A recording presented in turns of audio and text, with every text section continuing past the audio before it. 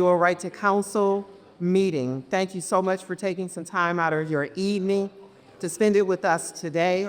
Before we get started, I have interpreters here. If you need a Spanish or Arabic interpreter, please let me know now. Okay, thank you. So, without further ado, we're going to get started. Let me introduce to you Right to Counsel's Executive Director, Diamond Conk.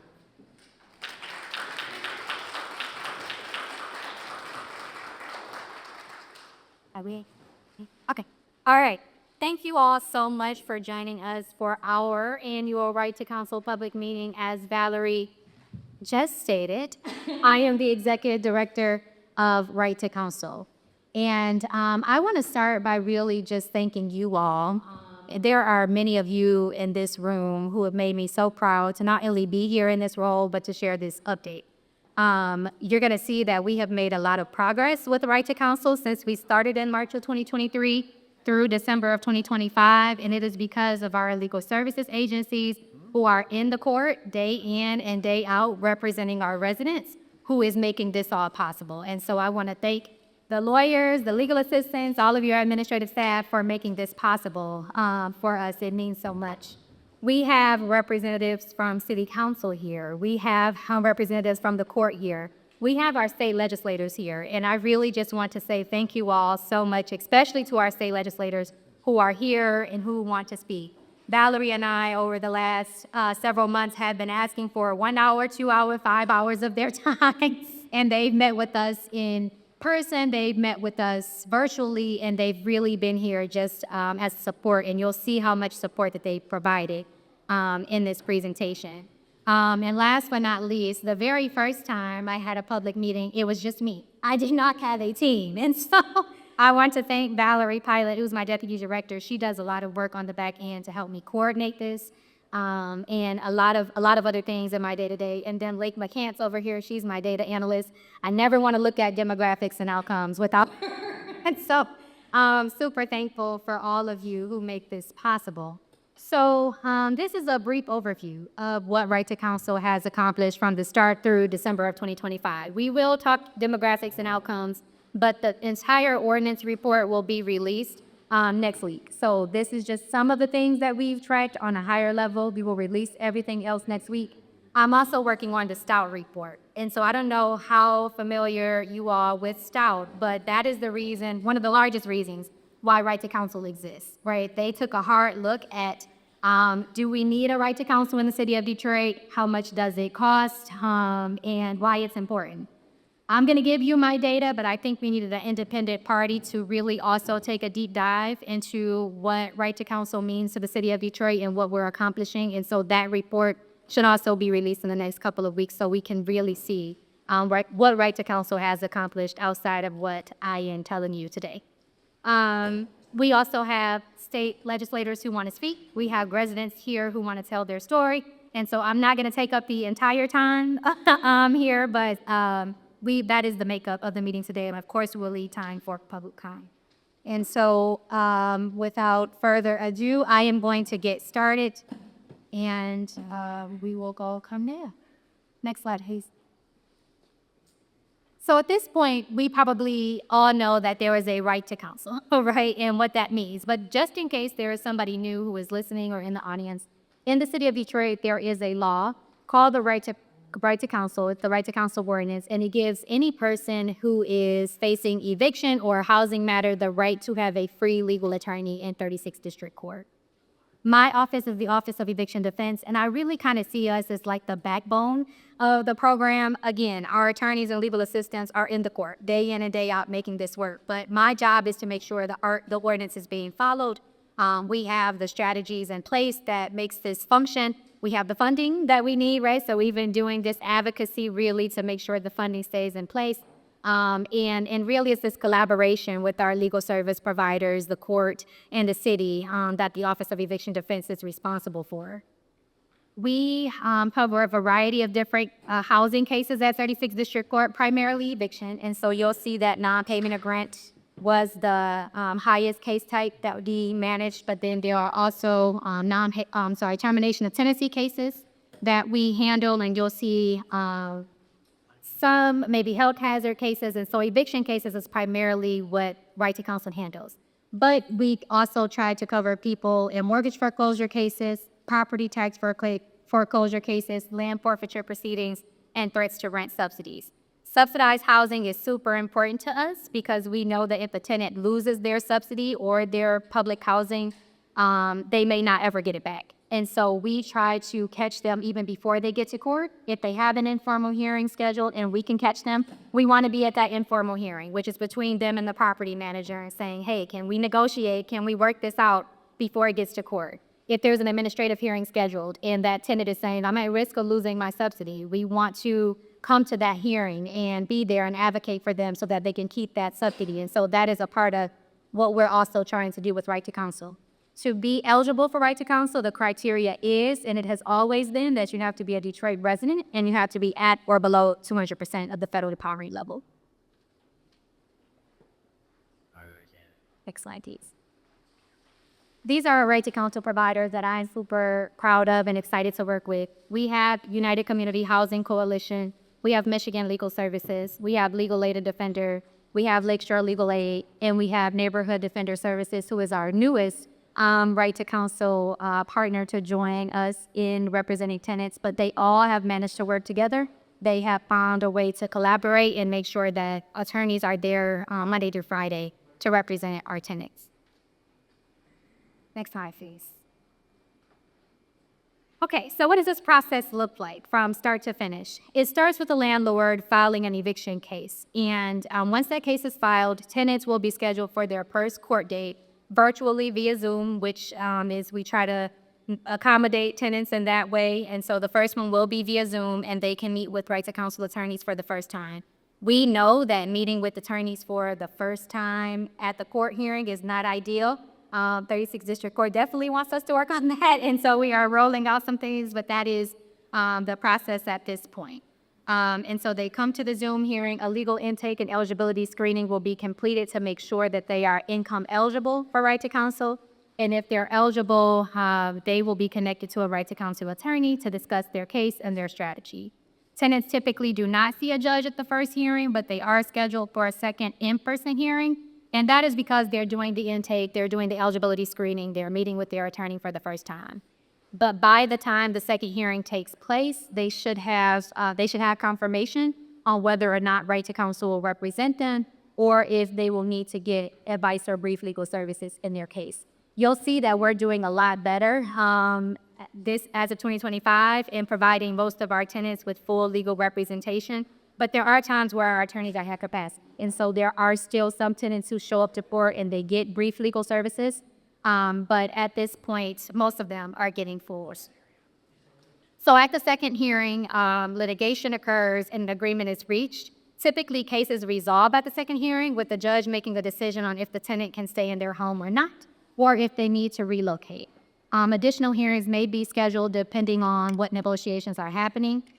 If the tenant appears for the first time at the second hearing because they missed the first one, they will need to check in with their judge. They will need to check in at the kiosk, and then they will need to invoke their Right to Counsel, right? And so sometimes judges ask tenants directly, have you spoken with the Right to Counsel attorney? Sometimes our attorneys are in the room and they announce, we're here. And sometimes that's completely mixed. And so I just want to, if there's any residents listening, when you go to court, please invoke your right. You have a right to talk to a Right to Counsel attorney, and I just want to make sure that tenants know that.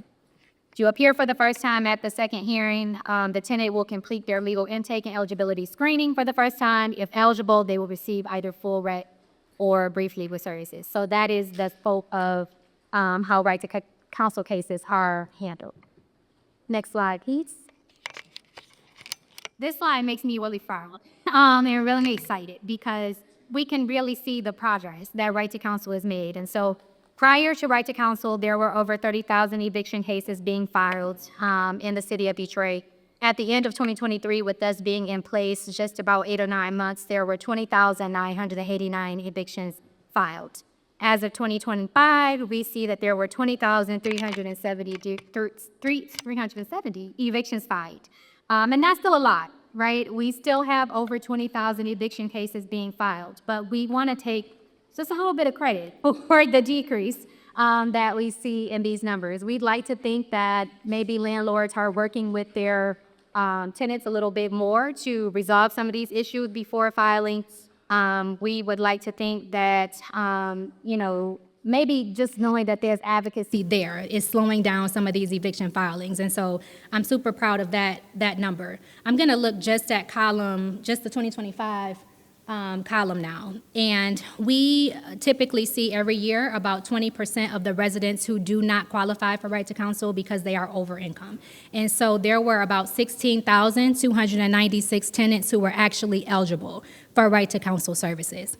Out of that 16,000, 11,346 of them actually showed up to court. That gap there is our default population, right? We consistently see about 4,900 to 5,000 tenants who do not participate in the eviction process, and it's a problem.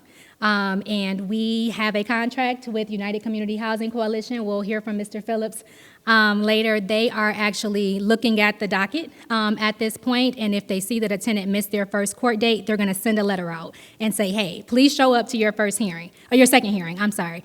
And it's not through our slow mailing system, it's through a mail courier that they're working with to get those letters out. If they don't hear from that tenant, they're going to knock on the door and say, hey, please show up to your second hearing. And so we are working to have more of the default population show up because we know that defaults can lead to really scary bailiff evictions, and we don't want that experience for a tenant.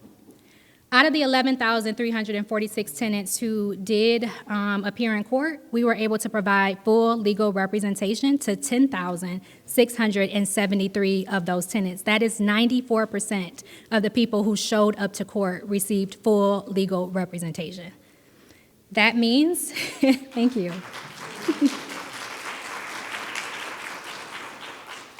That does mean that 673 received brief legal services, but again, it shows the way that we've been able to ramp up our capacity and support our residents. I'm especially proud because before Right to Counsel, it was only 4% of tenants receiving full legal rep. So to move from 4% to 94%, again, just makes me super excited about the work that all of us are doing here. Next slide, please. Uh-oh. There we go. Okay. So in 2025, the city alone, we provided full legal representation to 8,655 tenants. That means that 2,018 tenants were covered by other funding sources. And so the city of Detroit is not the only funder for Right to Counsel. We've always had the Gilbert Family Foundation, who has given funding. We've had the State Bar of Michigan. We've had Legal Services Corporation. There may be others that our providers know about that I don't. And so this is not just City of Detroit funding. This is multiple partners who are assisting. There were 92 attorneys who assisted in Right to Counsel in 2025, and there were 43 legal assistants.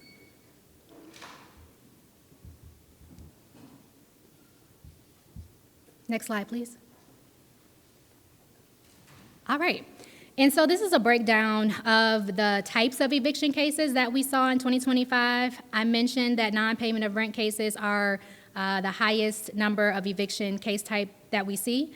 Termination of tenancy is right under that. And then this slide also kind of talks about the portion that the city of Detroit was able to cover through our funding, and also highlighting again our other funders who support the Right to Counsel process. Next slide, please. So although the city Right to Counsel provided full rep to 8,655 tenants in 2025 alone, Right to Counsel has represented a total of 16,283 households or tenants since the start of the program in March of 2023 through December of 2025. This is not all of the demographic and outcomes that we track, as I stated, but I want to give you some high-level data on what we have accomplished with what the households look like, who we're helping, and what we have accomplished for these families. Next slide, please. I'm sorry that this may be a little bit difficult to see, but we wanted to put all of the zip codes on here, right? Just so that you can identify which zip codes have the highest, are impacted the most by eviction, and which ones we're seeing the highest eviction filings in. And so we see that postal code 48228 had the highest rate of residents who received right to counsel representation, with 1,503 tenants. But we also have 48219 highlighted, we have 48224, 48227, and 48235. Those are the areas where we know that residents are being impacted by eviction the most. And so not only do we want to target those zip codes with outreach, and we do have a couple of other outreach contracts coming out this year to our community members who are on the ground and know their community. But when we have events, right to counsel events, we go into these areas specifically because we want tenants to know that right to counsel exists and that we're there to help. You'll see a note there that says identified in the ROA. It might be hard for you to see. What we want you to know is that every case that we've taken is for a tenant who lives in the city of Detroit. Some of these zip codes fall outside of the city of Detroit, but we have double checked with the 36th District Court. We have double checked this person's residence, and we know that these are for tenants who live in the city.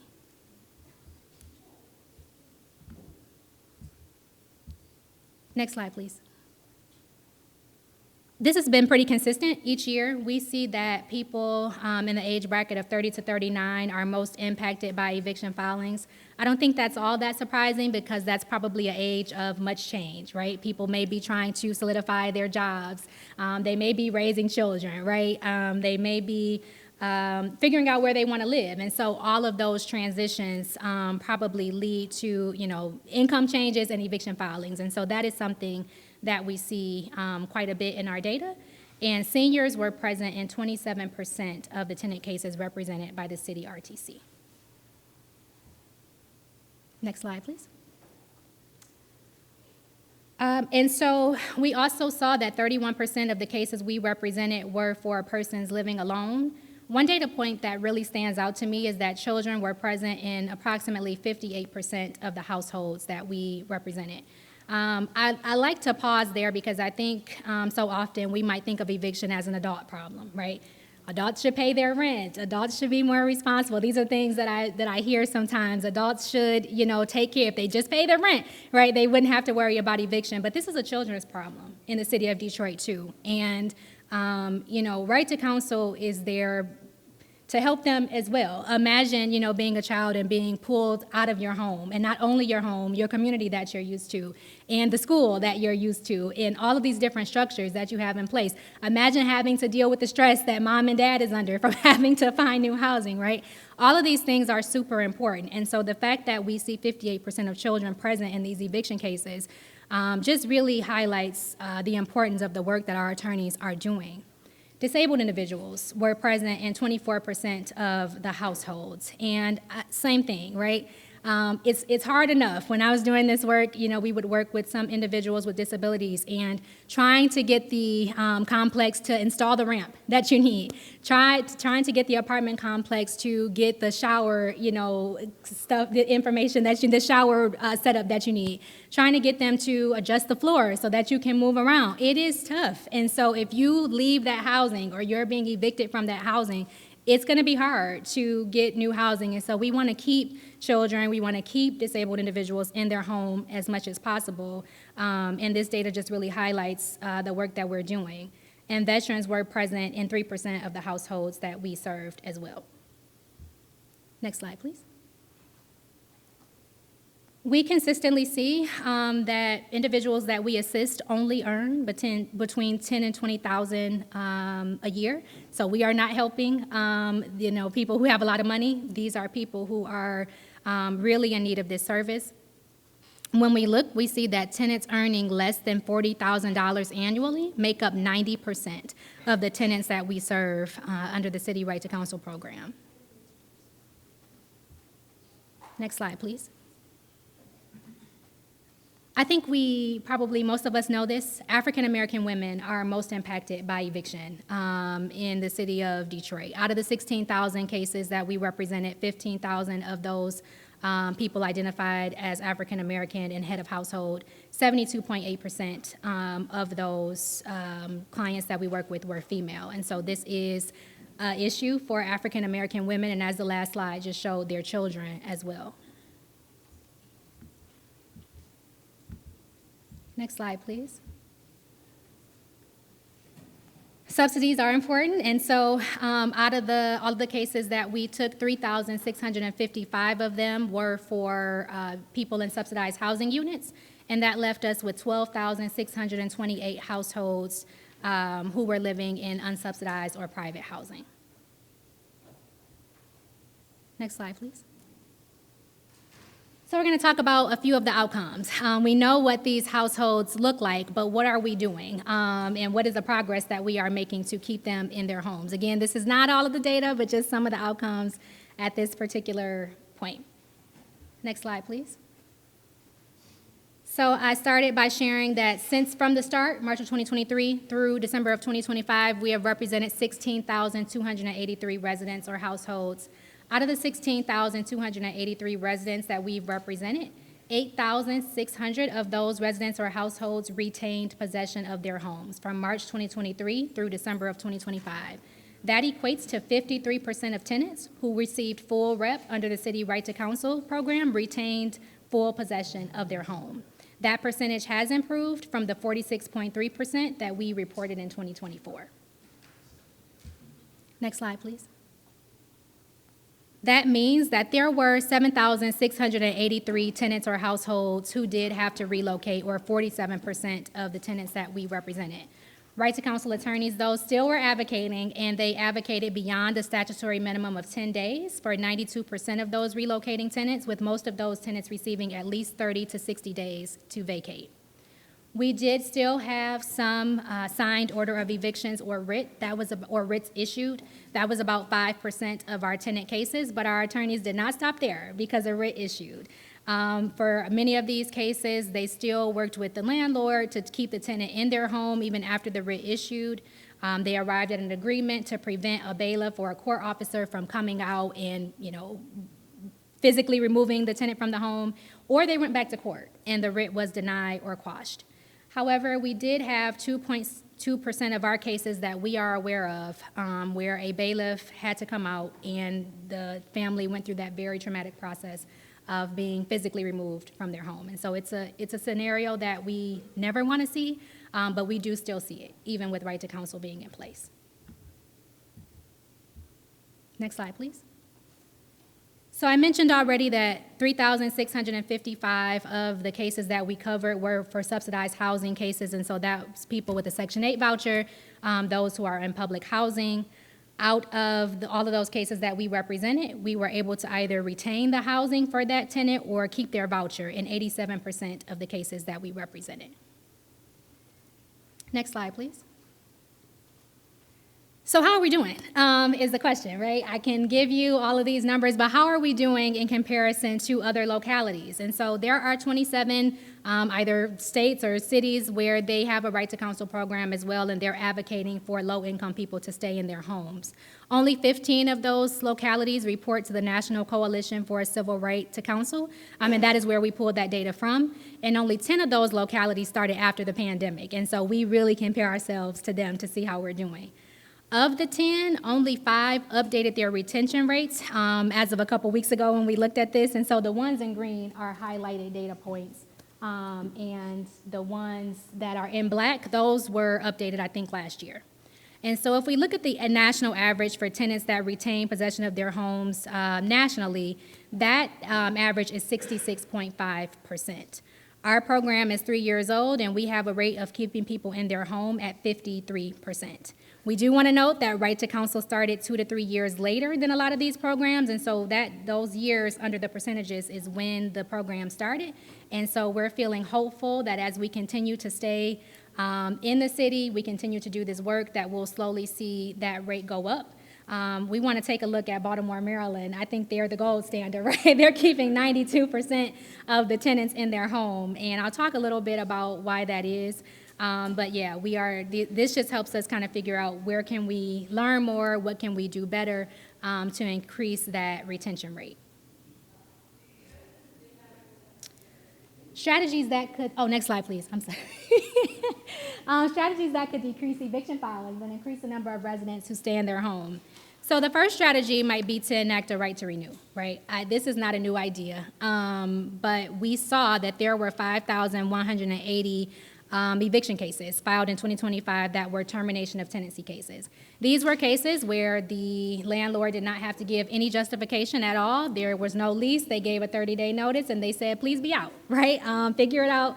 And that's stressful, right? In a city where there's not a lot of affordable housing, you know, the incomes are not very high. That is very difficult. And so Ann Arbor has actually passed their right to renew ordinance in 2022, and it states that landlords may not deny renters lease renewals without just cause. That is something that could help us in the city of Detroit if we had it. Thank you.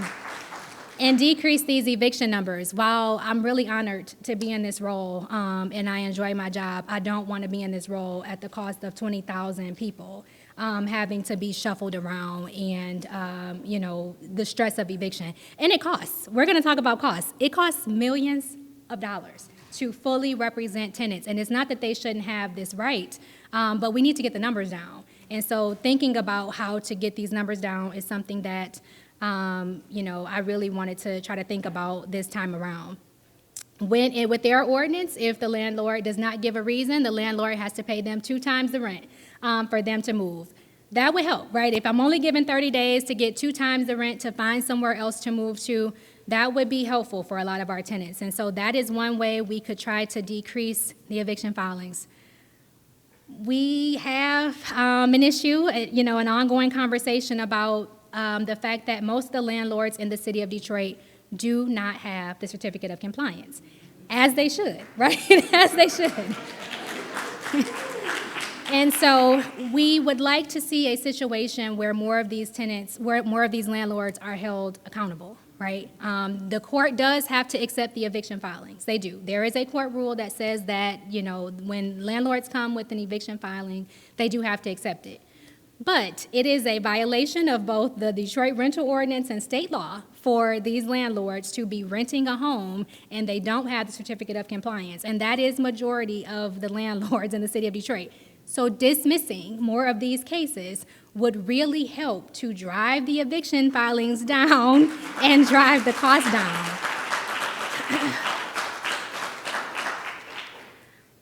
I'll move on from there. The third strategy would be to implement a robust right to counsel program like Maryland. And so they have really figured out a way to fund their program by it being a statewide program. And our state legislators have been really responsive to helping us figure out what this could look like.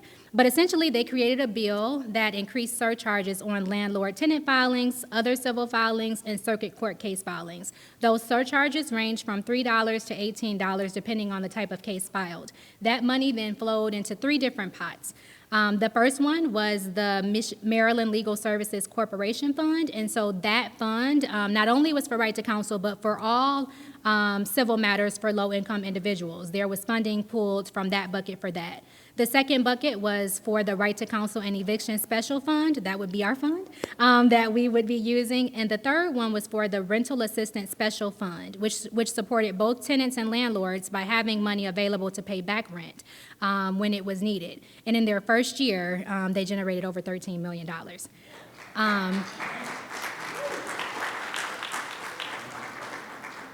Now, the difference would be is that this is the city, right? We just have the city right to counsel. That's a statewide program. And so we'd have to think about what that looks like to have a statewide program when we're discussing funding for just the city. But it's an idea. And so that is something that I just wanted to highlight, and it's kind of one of the reasons why they're the gold standard.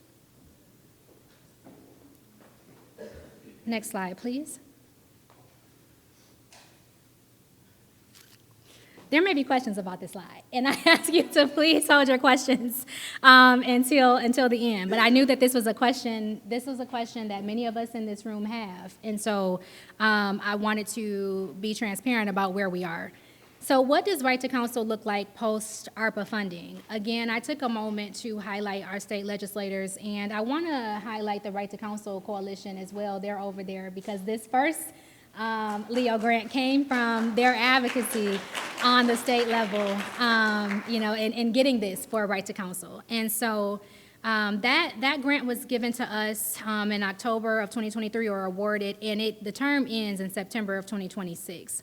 We allocated $2.2 million to legal services, and we granted a portion for outreach, which I explained is pretty important. And then we received a second MISTA state grant from our state legislators, and we allocated $1 million to legal services and $350,000 to outreach, a small portion to keep the Office of Eviction Defense open, right? And I just want to flag that none of this money has been spent yet. A small portion of the Leo state grant, something around $250,000 or something, has been spent, but most of this has not been touched, and so this is what we will be relying on heavily post ARPA. And then I just received information probably about a month ago that there will be another state grant coming in the amount of $1.5 million. All of that will be allocated to representing tenants because we need it at this point. And that last bucket is general fund dollars. We cannot spend general fund dollars for the full legal representation of tenants. It is something that the city has decided, but we can use general fund dollars for outreach. And so our mayor, Mayor Sheffield, she awarded $500,000 last fiscal year to start the Right to Counsel hotline, and so we will launch that this year with those general fund dollars. But I just wanted to be real transparent about all of the funding that we have available post ARPA. We look at that amount allocated for legal services. That's $4.7 million to spend post ARPA. And then we want to take a look at what we did in 2025, right? The city alone covered 8,655 tenants, and it cost us $6.8 million, I'm sorry. There were other funding partners who represented the 2018 tenants. With a total of $4.7 million to spend post ARPA in an average monthly rate, and this is across all agencies, of $5,666. This funding is likely to last us about 8 months, or through February of 2027, post ARPA. There are a lot of conversations happening about right to counsel. City Council, Councilmember Calloway actually has a table back there. They are advocating very strongly for right to counsel. I see Precious here, and she is with our grants team, and we are front of mind to when they're advocating in front of foundations and partners that the city has. Mayor Sheffield has always been super supportive of right to counsel, and so these conversations and the need for additional funding for right to counsel is happening. Nobody has forgotten about it, but I have to be transparent about where we are at this point. And as of February 2026, Mayor Sheffield confirmed that her team is advocating for an additional $3 million on top of what I'm showing you here for right to counsel. And so I'm hopeful that in the next month we will see what happens, but this is where we are. And I might have to have real conversations with our providers about narrowing the scope, right, and what that looks like. But that's where we are for funding. Next slide, please. So, the Right to Counsel Coalition keeps me accountable, and I have to tell you what the true cost of right to counsel is. And so we just shared that 8,655 tenants were represented in 2025, and that cost $6.8 million. In a prior slide, I showed you that 11,346 tenants actually showed up to court, and that cost approximately $9.6 million, and that was with city help plus some outside funders. I want to flag that 9.6 because that is at a case rate of $760 per case on average and a 12% admin. A lot of our legal service providers are saying that $760 case rate was okay for 2023. It is not okay for 2026. And so that cost may drive up depending on just the need from our legal agencies. But that is what that number is based on. There were 16,296 tenants that were eligible, including the default population. And if we were to try to fund every single tenant that showed up to court and give them full legal representation, it would have costed us $13.8 million. There's a small bullet point in the corner that talks about keeping the Office of Eviction Defense open. I think that we need to keep Mead Lake and Valerie, so there's some funding needed there as well. And our outreach is super important. And so these costs can definitely go up depending on what we're trying to do. But this is just a bare minimum look of what Right to Counsel is costing per year. Next slide, please. So we're going to talk about some of the things that Right to Counsel, we've been working on to improve, to connect with tenants earlier, and to just improve the process. And we've met with 36th District Court. We know that there is a need to connect with tenants much earlier than we do, and so we are trying to work on that currently. Next slide, please.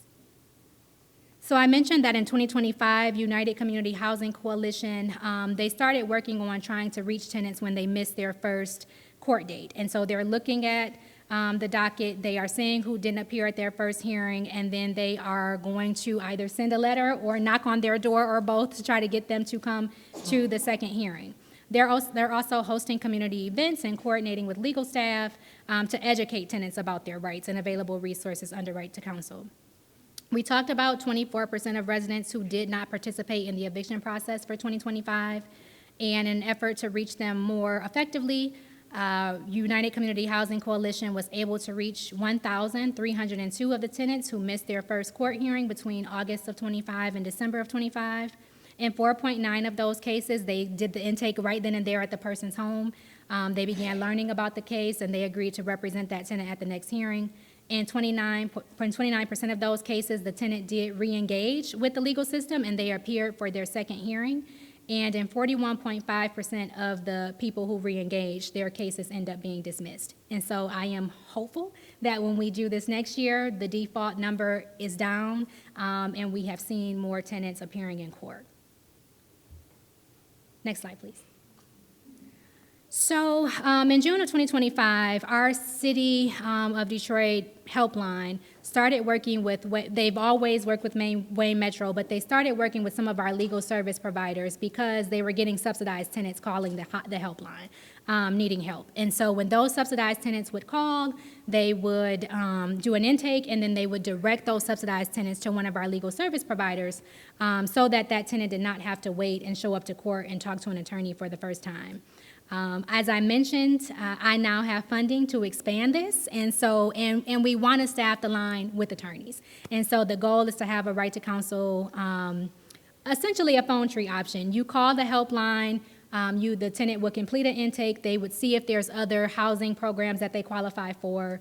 After that, they'll complete the Right to Counsel intake and eligibility screen, and they'll press 3 to talk to a Right to Counsel attorney, right, and to get the advice that they need. That has been needed a long time in the City of Detroit, a phone number to reach Right to Counsel attorneys, and so that is what we are working on currently. But just from the pilot, there were 199 Detroit residents in subsidized housing who were referred to our Right to Counsel providers. Those providers were United Community Housing Coalition, Michigan Legal Services, and Lakeshore Legal Aid. Legal Aid and Defender and NDS will be added to that group who will be taking those referrals later this year. Out of the residents who called, 66% were able to obtain legal representation prior to or on the first day of their hearing. 30% were able to obtain legal representation by the second hearing, and 5% of those residents received legal advocacy even before a court case was scheduled. And so we are looking forward to expanding that and rolling out the process even more in 2026. Next slide, please. The city has been working with Lakeshore Legal Aid to do some really amazing work. We mentioned this at the last public meeting, but now the content library is actually up and available for tenants to use, and I would like to show you what that looks like. So this is the Detroit Right to Counsel Content Library.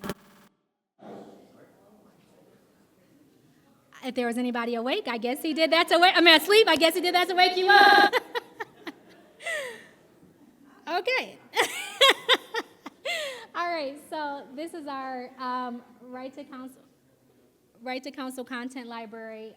Like, if you can scroll through a little bit, it just these are short videos that tenants can watch to learn about different things, what they should look for before they rent a home, their rights in public housing, resources for tenants. Can you click that box, Lake, the watch more box?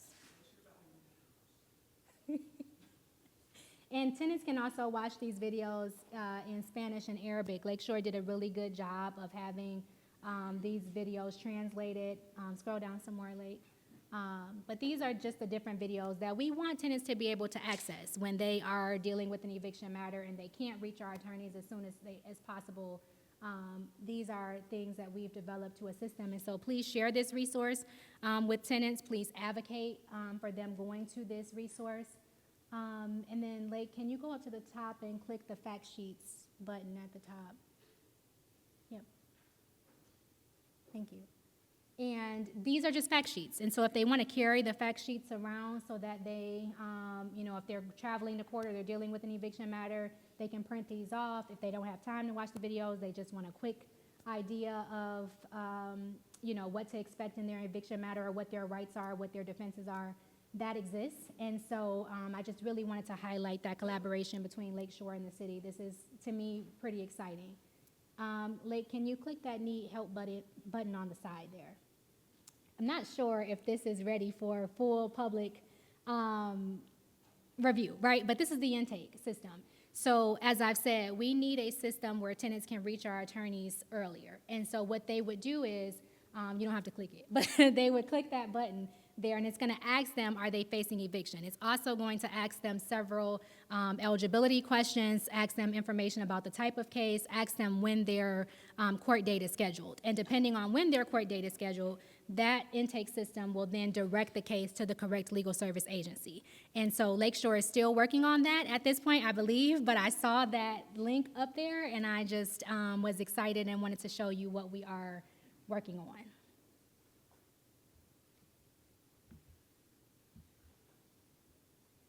Next slide, please. All right, and we have reached our right to counsel tenant testimonials portion of it. I know there are people in person who have stories to tell, and so I will make sure we do that as well. But we have a couple of videos here. I want to thank Michelle from Legal Aid and Defender Association. She did a wonderful job helping us get this tenant video. And Beth from Lakeshore Legal Aid. We got Miss Janae from Lakeshore Legal Aid, and so I'm just super excited to share these tenant testimonials with you.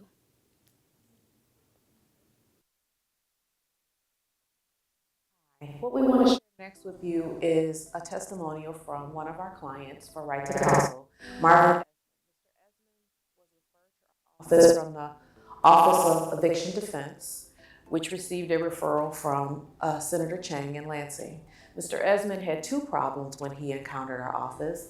He had a landlord-tenant problem where the landlord was saying he was behind in rent, and also an issue with his subsidy. Our office was able to assist him with both of those issues and get them resolved speedily, and also get his housing back on track. You'll hear directly from Mr. Esmond, who will share with you his experience with the program. Good morning, my name is Marvin Esmond.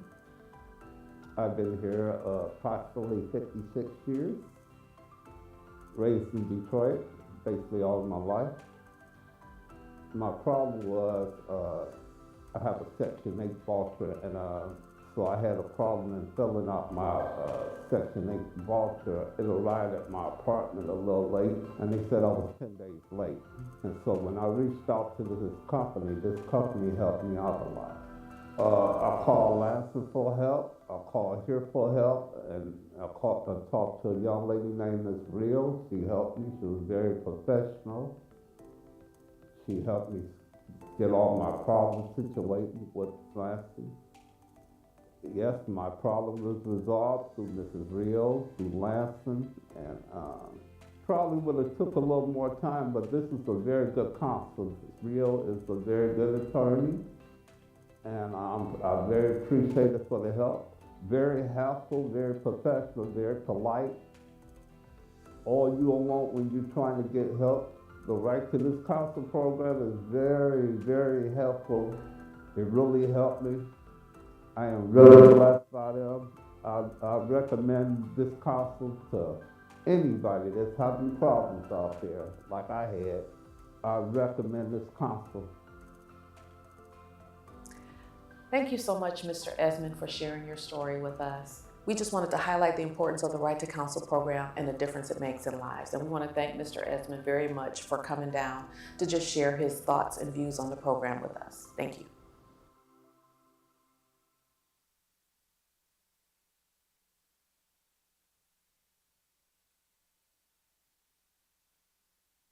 So I first got connected with Right to Counsel through Lakeshore Legal Aid when I went to court via Zoom. I was sent an eviction letter by the property management company, and they were not able to clarify what I actually owed. At that time is when I informed them that I was also having issues with heat and also issues with the building safety. I felt like the advice was invaluable.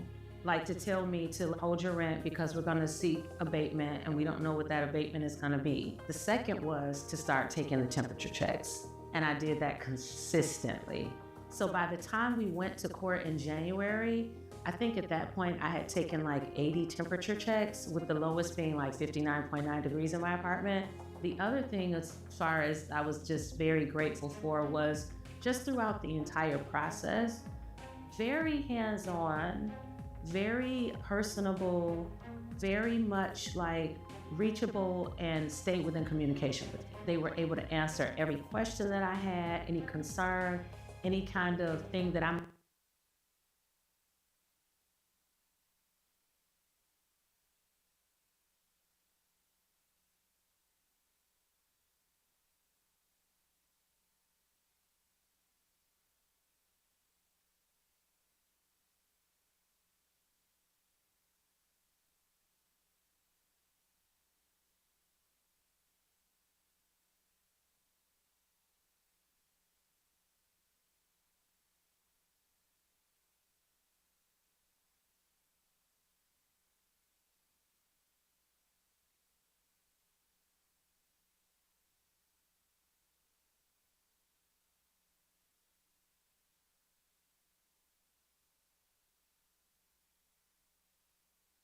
so process, very hands-on, very personable, very much like reachable and stay within communication with me. They were able to answer every question that I had, any concern, any kind of thing that I might have felt nervous about. They were able to kind of put me at ease by explaining to me how the process works and being very realistic with me as well. Like, listen, this could happen or that could happen. Best case scenario, worst case scenario. They were very, very transparent with me. I just felt very comforted. Even with the last court date that we went to, their side had like no representation. Here I was with 3 attorneys, and I just felt very, very confident. I would say once you receive the letter, treat it as an urgent situation and make sure that you attend your court date. Do not skip your court date. Show up to court. And just grateful for having had Lakeshore Legal Aid to be there to help me through the entire process, because I can't imagine what that would have been like or what that would have felt like had they not been there.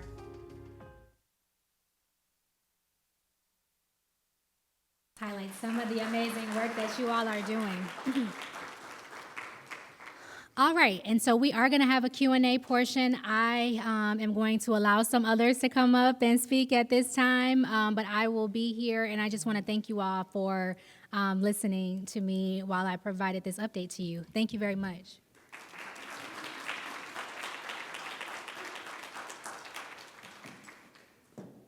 So with that, I do want to introduce our speakers that we have. But before I introduce these speakers, I wanted to reach out to the audience to see if Representative Donovan McKinney was here. Okay, so I will start with our speaker panel here. So I want to introduce Ms. Christina Floyd with the Detroit Health Department. She's going to come up and give us some information about health department and how that impacts how homelessness really impacts the health of our city. And also Mr. Ted Phillips, who is the Executive Director for UCHC. He is going to come up and also give some information to us about some of the things that UCHC is doing in the right to counsel area with helping with this eviction process. So I want to bring Ms. Christina Floyd up to the floor.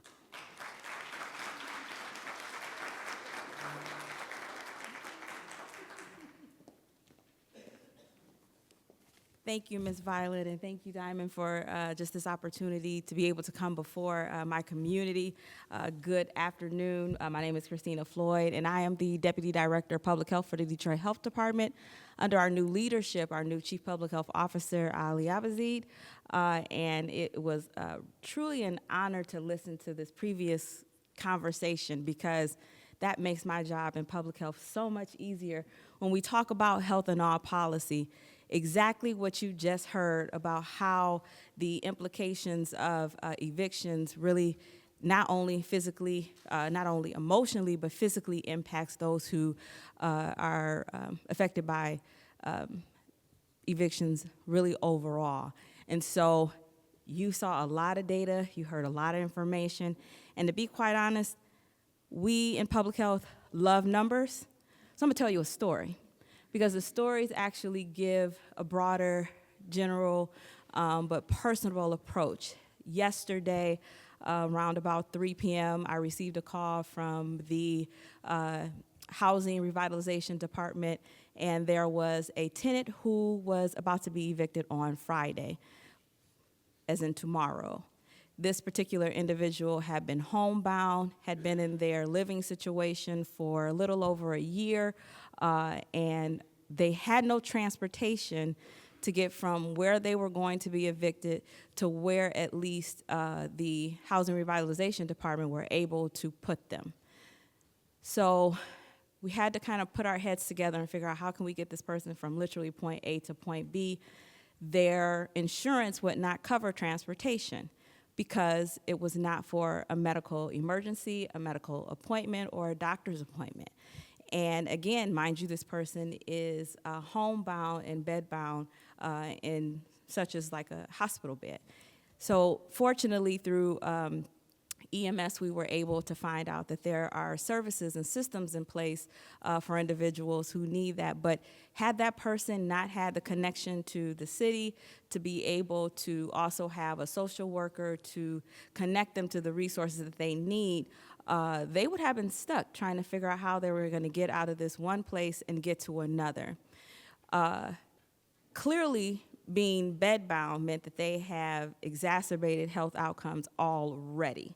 And now they're about to be removed from the home that they have been in for a little over a year. So when we talk about the health implications, the stress of that alone, I can only imagine. But keep in mind, this is only one individual. There are hundreds that you have heard who are in this similar fashion and in similar situation across the city of Detroit who don't, again, have those resources. And so when we see that, and you talk about the public health implications of evictions, you can most certainly, and especially when she showed you those zip codes, it was just almost eye-opening.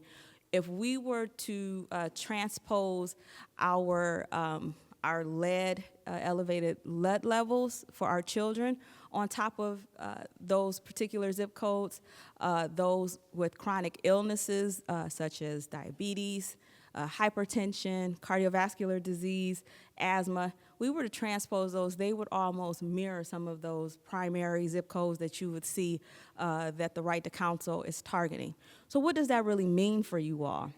What that represents is the fact that it's not just about not having a home, but it's about being able to be healthy in an environment that you already are in. Mind you, it could be a house that you rent. And for the most part, these are not necessarily homeowners. These are people who actually rent. And I'm so glad to hear that the conversation around compliance is a huge issue. And this administration, under the Mary Sheffield administration, as you have heard in one of her first press conferences, was that she really wants to make sure that these landlords are truly held accountable. And the model of having close to 85 compliant landlords in the city in the first year is astronomical. It doesn't seem like that, but it is a very huge undertaking that is really needed because, again, in these situations, what we see are, unfortunately, our 0 to 6-year-olds who have elevated blood lead levels, and we know what that means for our children as far as developmentally. In school, it impacts their ability to learn, but then also when you have siblings and mothers who also have to be a part of that, and fathers who have to be, and even our grandparents. We know that we have many grandparents who have now taken on the role of parenting, who subsequently have to endure these type of situations with their young people. It impacts them as well. I remember making the statement one day in a particular dwelling that I was looking at to purchase, and they were like, well, we haven't done the lead testing yet.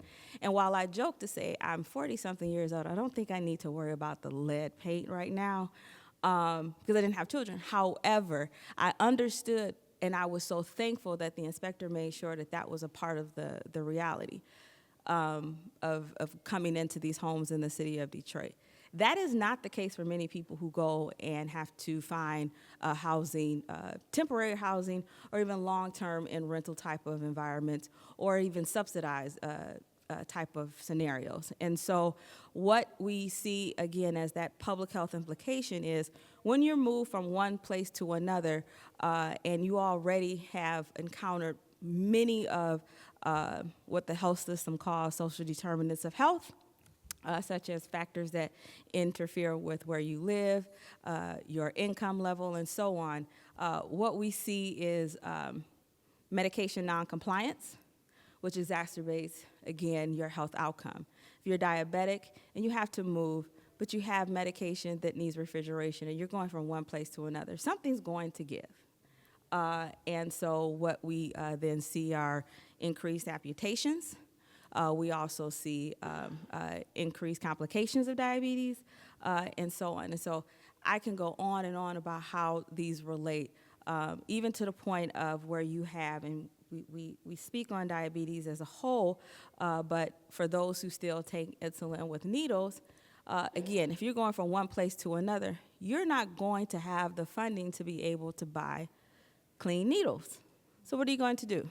You're going to share, because you need to have your medication on a regular basis. And what happens when we share needles? We understand that is the communicable disease aspect of public health, and now you're being able to open yourself up to the communicable disease that someone else has, that you shared the needle, that you really need to take the medication that you so need to be able to survive.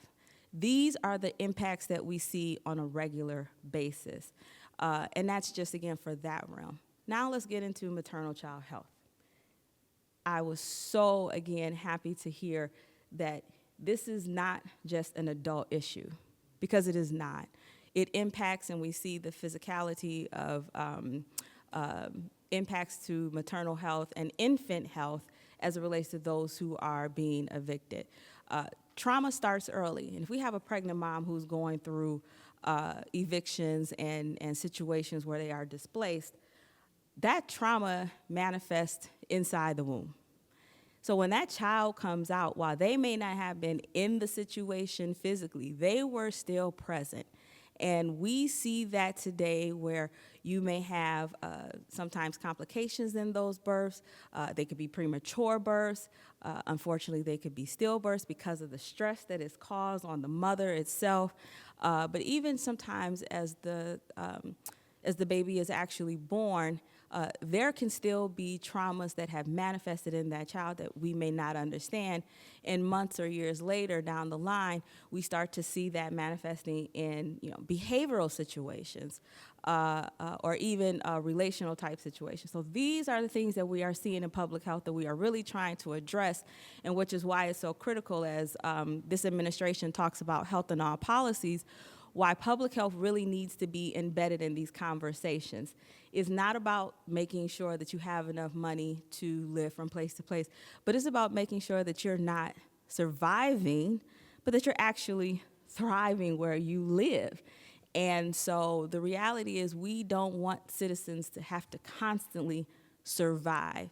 And how can we make sure we support that in the work that we do at the health department? There's a myriad of services that we do, from maternal health to environmental health, and so on. But we want to make sure that we are here for our partners in the fight to make sure that everybody has the opportunity to be able to live in neighborhoods where they can actually have livelihoods. And so, again, we are here as a support system, but not only that, but as resources to make sure in the community that we have healthy moms, healthy babies, healthy fathers, healthy grandparents, but even more so, we also want to make sure that we are holding those individuals accountable through the system, because we actually are a part of the compliance process as well with our child-led prevention program, CLIP, through the health department, along with BC, which is the Building Safety, Engineering, and Environmental Department, to make sure that we're holding these individuals accountable. Because the other piece of it is, when individuals are evicted and they have to find short-term living environments, it's probably not any better than what they just left. And so now they're going into an environment that is certainly not conducive to what they want, because it's not what they had. They're forced out of where they have been. And again, now we see this vicious cycle continue. And so a part of what we also want to make sure through the health department is that we have the resources that we need to be able to provide the community, so that when they come into our doors, we're not just only looking at their health aspect, but we're looking at them holistically. And so we ask those questions, do you have safe housing, but do you have stable housing? And that's two different things, because we can say that, oh, yes, I have a safe house, but if you're living with your sister, with your 4 children, that's not stability. That's not your own. And so why we ask those questions is so that we can make sure that if they don't have those type of environments, we can seek the resources that we need to connect them to get them to that point. And the reason why I use that analogy was because in our fetal infant mortality and our maternal mortality review teams, we see this scenario play out often. A mother has been evicted, she just had a baby, she's in a domestic violence situation, and unfortunately, she's in a situation that is out of her control. How can we make sure that we can better that life for her?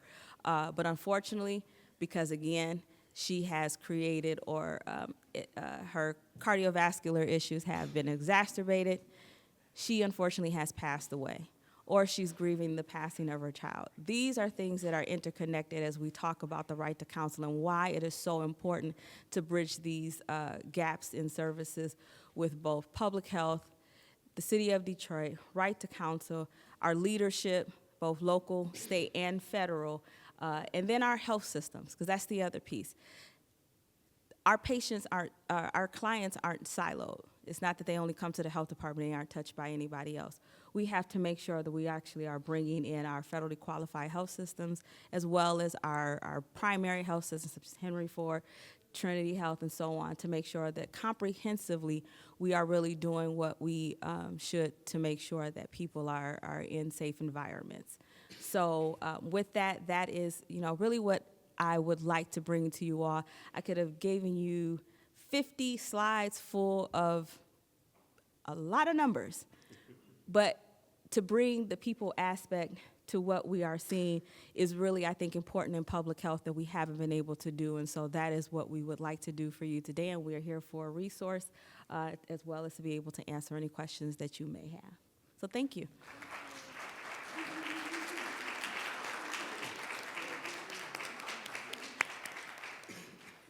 Thank you. Thank you so much. So Representative Donovan McKinney is here, so I want to bring him to the stage now for him to give his report representing District 11 for the City of Detroit. Thank you. Good evening, everybody. It's so glad to be with you all. Sorry for my tardiness. The traffic is crazy. People can't drive even in the rain. So, but God willing, we all here, we all safe, and that's a blessing within itself. I'm a little choked up right now because I lost my voice at State of the State address last week. I'm trying to get it back, but it's hard to get it back as an elected official because you have to keep on talking. That's the name of the game. In meetings to, taking phone calls, I appreciate this. But we're here because of the Detroit Right to Counsel. For those who don't know, again, my name is Donovan McKinney. I'm state representative out of 11th House District. That includes Southeast Detroit, well, not Southeast, Northeast Detroit, which is Persian Osborne neighborhoods, pretty much what we're the grass shit over there, 6 Mile to 8 Mile, Davison area. And then I go north of 8 Mile into Macomb County with the south side of Warren.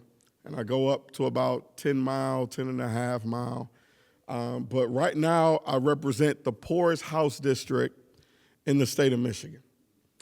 Can you guys guess what is the median income of my current district? 15 grand? Close. 9? $14,000. Think about that. Like, really break that down into 12 months. What's $14,000 into 12 months? That's a little over $1,400 a month. You can't really survive off of that when the average rents in Metro Detroit is anywhere between $1,500 to $2,300. And then you got what? You got utility bills to worry about. And y'all saw the news. Can we eat groceries? Absolutely. When you talk about insurance, whether it's auto insurance, health insurance, child care costs, and I know a little bit about child care. My wife and I have 3 amazing children at home, 4 years and younger. And for my oldest one, it costs more to put him in child care than it does our mortgage every month. Yeah, it's unbelievable.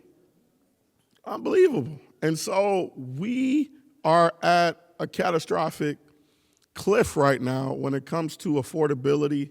And that's a buzzword now. It's a sexy word. A lot of people are using it. But in reality, this has been going on, especially in Detroit, for decades. Now, I grew up right here in the city, born and raised primarily on the east side of Detroit. But we moved 13 times as a kid. And a lot of times it was because we could not afford the rent. And we stayed in cars, we stayed in shelters, sometimes on the street. Did not know where our next meal was going to come from. Very unfortunate. But there was no shortage of love and prayers from my family. And I grew up with my mom, my grandmother, my younger brother, and they did everything possible to try to make ends meet for us. My mom was even working 2-3 jobs just to try to make ends meet. But sometimes she couldn't do it. And because of this program, the program that she didn't have when I was growing up, we are allowing tenants to have real representation when they go into the courtroom. And my mom, she's a fighter, but she didn't want any mess, right? So she didn't really go to court like she should have and fought for what's happening and called out the grave instances and the status and the situation in a lot of these homes, man, because not all landlords are made equally, right? And so, you're as a tenant, you are able to withhold payment until they fix what they need to fix, whether it's a boiler, whether it's these windows, the doors, the steps, you name it. And that's why we're fighting not only for this program, but for home repairment grants right now at the state level. We've already got over $1 million for that in this year's budget. Got $1.5 million for Detroit Right to Counsel in this year's budget, $2.5 million in last year's budget. But we're trying to expand it statewide because more and more people are having issues, right? And the need is getting greater and greater by the day. And with AI, and I could talk forever, but with all this technology is happening and everybody's losing their jobs and people are wondering what's going to happen next, these programs are the lifeline for our communities. And so I want to thank each and every one of you for being here today. Myself as a champion of this right to counsel, I got to give a shout out to State Senator Stephanie Chang. Y'all can make some noise for her, please. She championed this alongside of me in the Senate, as well as Sylvia Santana on the Appropriations Committee. And then this year, the amazing, and I know we have Ruth in the audience who works for the amazing State Representative Tanya Myers-Phillips. I think she's on the way. Here. But you guys understand that elections have consequences. People need to understand the plight and the issues our folks are going through day in and day out. And that means your voice needs to be heard, not only through the ballot box, but through these offices. I can't tell you enough how much it means to me when you guys show up to Lansing. And these two right here have been meeting with me day in and day out. And I love you guys. Like, y'all got some real good leaders in this office. Yeah, make some noise for them. And it matters because, like, we get pulled in every single direction as elected officials. There's so many issues out here. I mean, like, the world is literally falling apart in front of our eyes. I don't know if y'all know, but it is. And so we get pulled, but this is a reminder of what matters the most. And so we need you guys to continue to not lose hope, like literally keep fighting for this. But don't just talk to me and people who are with you. Talk to these crazy people who not necessarily don't understand what's happening. My colleagues on the other side of the aisle who want to cut every single thing. And we're fighting right now. Literally, I lost my voice earlier last week, and I've continued to lose my voice because I'm screaming at them. Like saying, yo, you guys are not going to cut essential programs. And they're still talking and singing that same song. So we need your support. We need your help. But this is everything. And so I just want to thank you guys so much for the opportunity to speak and just the opportunity to just talk about why this matters. And I'm just excited for, years to come. And let's continue to fund this program. And let's continue to make sure we save lives and save families and make sure that the city of Detroit and the people that live in it have something that's worth to live for. So thank you so much, and God bless you guys.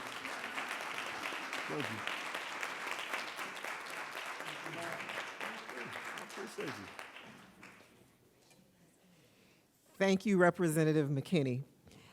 We're going to keep it moving, and I'm going to bring up Ted Phillips now from UCHC.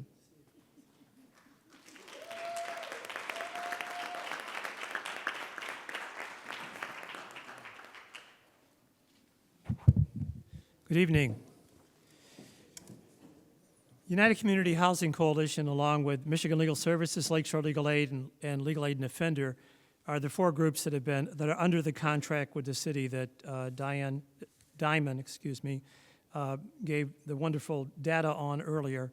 So certainly the staffs of those organizations are the backbone of what did this, and they deserve an applause themselves.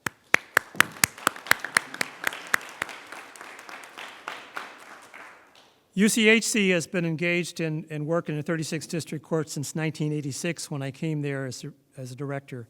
And one of the advantages of a long career in this field gives you a sense of perspective in terms of issues of protecting tenants' rights, protecting support for tenants, land contract buyers, and others in crisis facing eviction, improving conditions for the safety and security of occupants, preserving communities. I don't think we say that nearly enough. This is not just about individual tenants, it's about preserving communities, preserving affordable housing and other related issues, and much more. And we've got a long way to go still, but those are key points. Right to Counsel, since its passage in 2022, has provided massive improvements that I've not seen in a period of over 40 years plus that I've practiced in the 36th District Court. Actually started with Legal Aid and Defender in 1984. As an attorney in their legal aid clinic. However, Detroit still needs a number of things. We need more financial support and eviction diversion programs for tenants in crisis through no fault of their own. These programs benefit tenants and landlords by getting rents paid. We need more subsidized housing and support to protect the rights of those in it, because once lost, it can lead to long-term homelessness. Think about it. If someone can only afford $300, very often $100, sometimes $25. Sometimes rents are zero in these cases that we're intervening on. There's more support, more of that kind of support needed. More money for repairs to help landlords who are trying and struggling to provide quality housing to be able to do that. But also better code enforcement so Detroit tenants are not forced so often to live in substandard conditions. It is ridiculous that roughly 85% of our properties don't have a CFC. More support for low-income home ownership, and particularly support for those in land contracts to avoid the loss of their homes, including some support to help them buy out bad land contracts and get into better arrangements. Applying some first-time homebuyer help to some of this population would be extremely beneficial. More outreach, that was mentioned earlier, to deal with problems of default. Mail in the city of Detroit since 2020, and I think we all in this room probably understand why, has been abysmal. We, being 1.5 miles from the court or so, frequently get our mail 3 and 4 weeks after it's been mailed. We know that is an issue. We need to have more outreach still. And there's much more that's needed as well. This, however, is not to diminish the impact of right to counsel, but to fully understand that, I think it's important to understand what existed before right to counsel, some of which Diamond covered, but I won't belabor that. But prior to 2020, which was the start of the COVID-19 period, the 36th District Court regularly had 30,000 cases a year. Diamond mentioned that. A few years before that, they actually had 40,000 cases. To put that in some perspective, during the COVID period, we had some conversations with people in Philadelphia and in Boston to look at programs that they had there and models that we might use for the city of Detroit. In Boston, we spoke to the leadership of an eviction diversion program, and they were somewhat overwhelmed by 5,000 eviction cases per year. In Philadelphia, the chief judge over the eviction docket there said their annual pre-COVID-19 filings were over 20,000, and they were the third largest in the nation. Again, to put that in some perspective as to what we had here in Detroit, in a city that I believe is about the same size as Boston and much smaller than Philadelphia.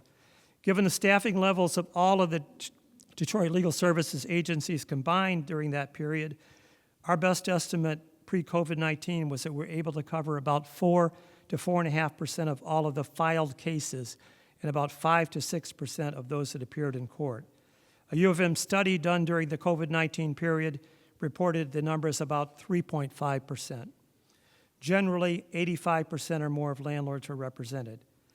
Given the large volume of cases and historically the need of the court is often felt to move them along quickly, combined with the lack of attorneys to represent tenants, meant that cases were often routinely settled with consent judgments, with tenants not knowing their rights or options and agreeing to terms that they could not meet. Tenants who appeared in court in the past during that period often only met with a landlord's attorney who would tell them that the court could only give them 10 days, that it was so busy that if they wanted to have their case heard, they would be there for hours and hours and hours, and therefore it was better for them to just agree to the 14 days or the 12 days or the whatever they were being offered. Some judges, not all of them, certainly, but some judges would come out before the docket got started. They wouldn't be on their robes. They would be very informal. Then they would say, well, I hope you can all settle your cases because we can only give you, as judges, we can only give you 10 days. We've got a very busy docket, so we're going to be here for a long time. It would play right into that narrative. This, of course, is not accurate that the judge can only give 10 days. That's a minimum, not a maximum. And clearly, as we've shown since right to counsel has been more active, where there are defenses like the tenant not having notice, or where there's repair issues, the amounts claimed were wrong, and a lot of other kinds of things could result in dismissals, abatements, repair orders, and much more. For those who did settle and decided to wait, did not agree to settle and decided to wait for the judge, unfortunately, they often encountered what I have called, and not jokingly called, a one-minute trial. The judge would ask the plaintiff's attorney what the case, for an example, the judge would ask the plaintiff's attorney what the case was about, and they might say something like, well, the defendant owes us $1,000 in rent. The judge would then turn to the defendant and say, do you owe rent? And when they said yes, but, they would often be cut off and the trial ended with them needing to pay the $1,000 within 10 days. This was not every judge. I'm not saying it is, but it happened way, way, way too often. This system of simply processing cases as quickly as possible without a concern for the outcome and hearing both sides was devastating to many tenants and neighborhoods as it contributed to creating vacant properties. This has changed with a changed leadership, court leadership, particularly going back to 2016, when we were allowed for the first time to have space at the court to open up a clinic. Judges from that point more often referred tenants across the hall to meet with an attorney in room 417. But still, with only 3 to 5 attorneys there at best on any given day, our impact was limited to the most egregious cases and those the court was willing to pass over and send to us. COVID-19 brought in a new era. The court closed in March of 2020 due to COVID-19 and did not reopen until August 2020.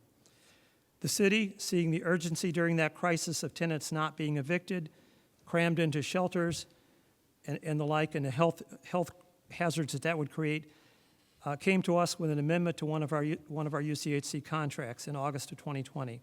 That contract had supported 2 to 3 attorneys. The amendment was sufficient to cover a great increase. We immediately subcontract with 2 partners, Michigan Legal Services and Lakeshore Legal Aid, who had joined us in staffing the court clinic I just referenced. And the model we came up with jointly was to make sure that every courtroom was covered every day by an attorney from one agency or the other, and to coordinate this so that we can make sure everyone that is eligible has a chance to obtain free counsel or at least get free legal advice regardless of their case, when their case was set for hearing. Support the court has provided to allow us to continue to have space has been very crucial, and we're very appreciative of that. With a successful model in place, the Right to Counsel ordinance passed in 2022. Our first funding to continue the work started in August of 2020. The work that started in August of 2020 came from the Gilbert Family Foundation in 2022. They funded UCHC, Michigan Legal Services, and Lakeshore Legal Aid, with the city funding, federal funding on Right to Counsel a year later. And the city has numbers to show what the results have been on that. Other things, though, besides just the raw numbers that need to be brought out. Gone are the 1-minute hearings. Gone are the automatic 10-day judgments. Even when tenants are not represented now, landlords' attorneys appear less likely to say to the tenant, your only option is 10 days. And when there appear to be legal issues for the tenant appearing without counsel before the judges, many judges will ask if they would like to talk to counsel before proceeding. Courtrooms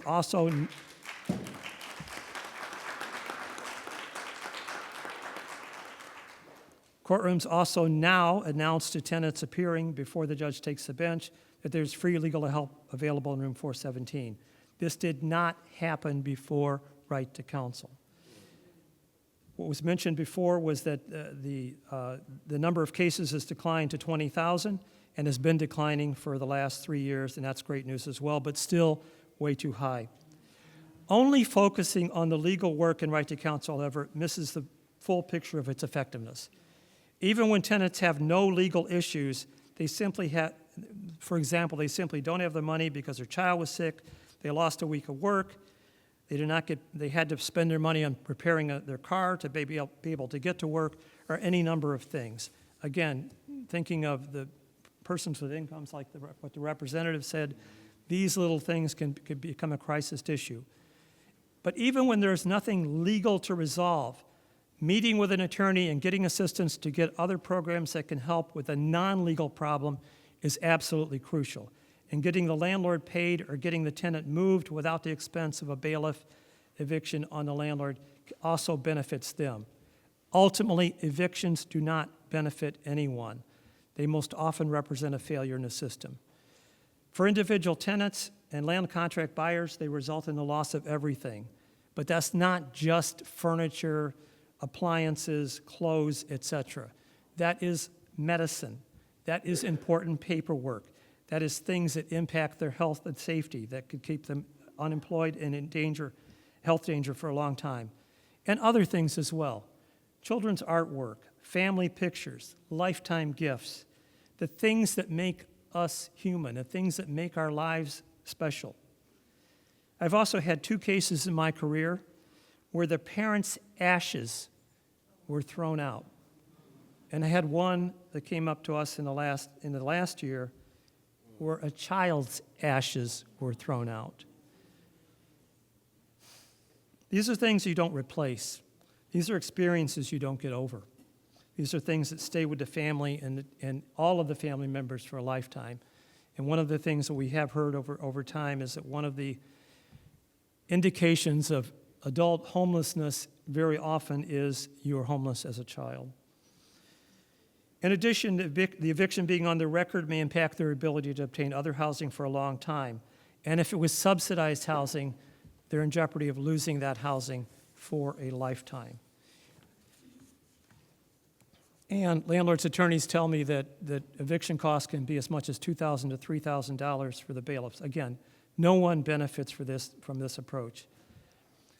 It took a hopefully once-in-a-lifetime thing, COVID-19, for Detroit to see the need for right to counsel.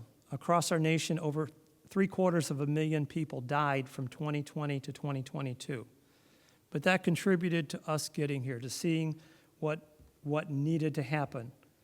I'm sure we would all trade all those lives for going back to what was before and fighting it out another way, but we can't do that. We need to remember that impact as well. I'd like to thank Gilbert Family Fund for their tremendous support and the City of Detroit with the federal ARPA funds and the State of Michigan funds for getting Detroit to this point. However, we must find ways to keep this program in place and to expand the other crucial housing needs of Detroiters.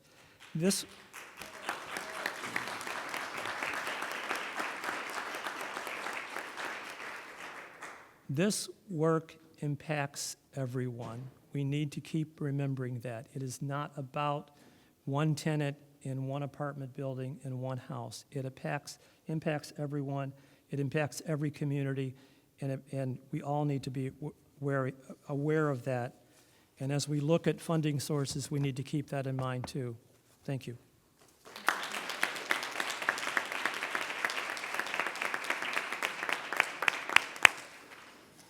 Thank you, Ted. So we do have a couple of more stories that we're going to get told. So Ms. T, you want to send up?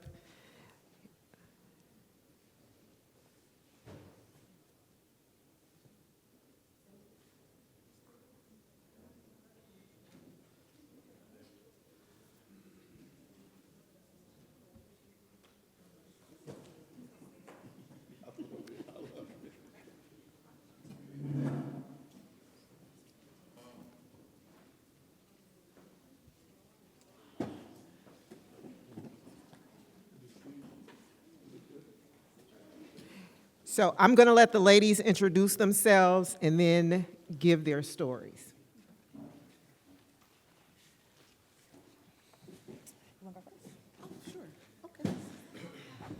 Good evening. My name is Cicely Allen. I'm co-executive director of the Wisdom Institute and co-chair of the Detroit Right to Counsel Coalition.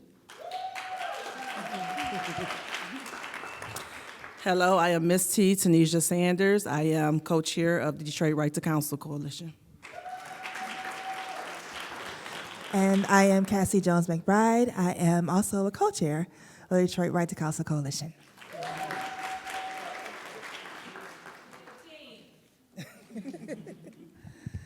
I come to this work very new to the work that was already laid ahead. I'm grateful for the organizers and the incredible women who led the coalition prior to my arrival. It's been a rewarding experience, and so I'm grateful to be able to see the benefits of what the Detroit Right to Counsel can be for families. And my background is in reproductive justice, and so we know that housing justice is directly connected to reproductive justice. And so we do have someone in our coalition. Her name is Sade. She could not be here with us today, but she gave her story in audio form, so I want to play it for you now.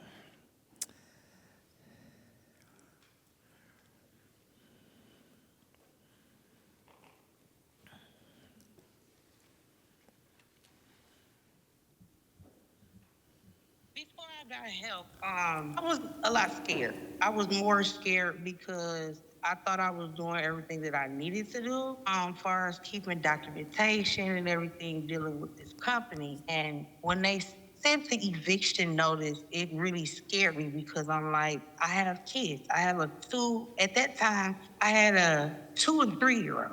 So, and it's cold outside, and it was like I was trying to get this company to do a lot of things, and the most part was actually getting the roof done because it was leaking. And it's like they was putting everything I was trying to do to a side, but study demanding their money for rent. So what ended up happening was once they sent the eviction notice, they had a number on the papers. And I said it won't hurt to call because I didn't have a lawyer. They offered the service.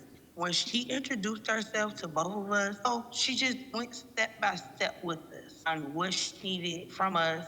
My worry is just to see what we can do for you guys and your kids. When she said that, it took a little scare out of me, but I wanted to see some action. I wanted to see exactly what she was going to be able to do. The support that I received was the best support ever. I will actually say that when, again, after we talked that day and we took each other's numbers down and she said, hey, I'm going to give you a call, I'm going to email, I'm going to get on this. My first mind was, oh God, I hope it's not a long wait. That same day, she emailed me. Here's my email information. Anytime you need me, if anything else goes wrong, let me know. She communicated with me.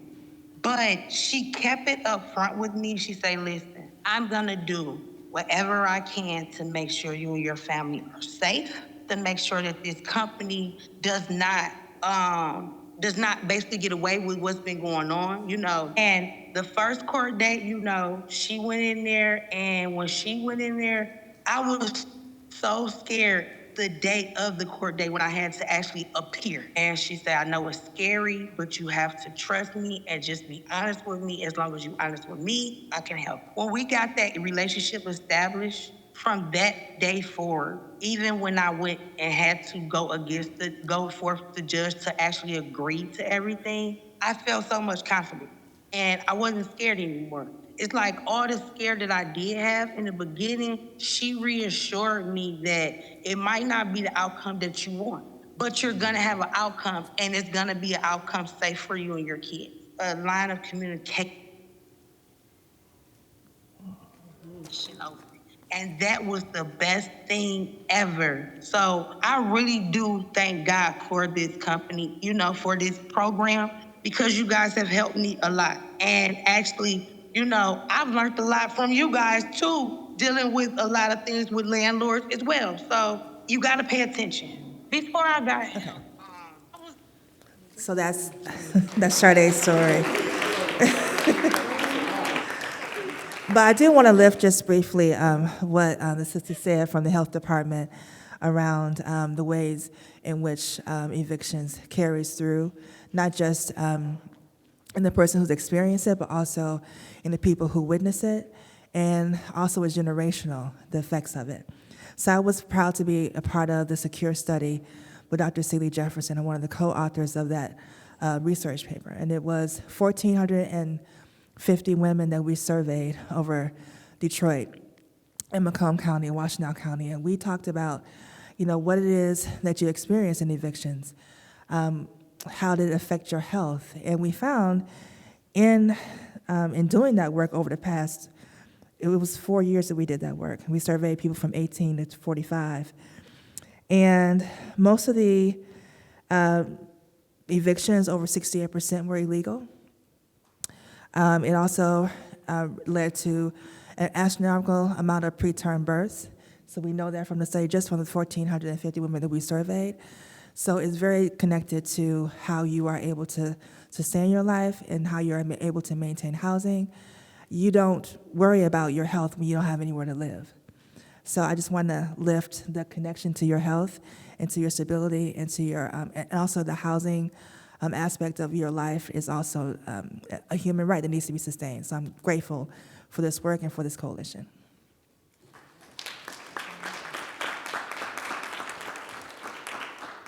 So Ms. Sade Jenkins, who's a member of the coalition, Me and her did that interview about a week ago, and it had my heart just burst wide open, and it let me know exactly why this work is so important.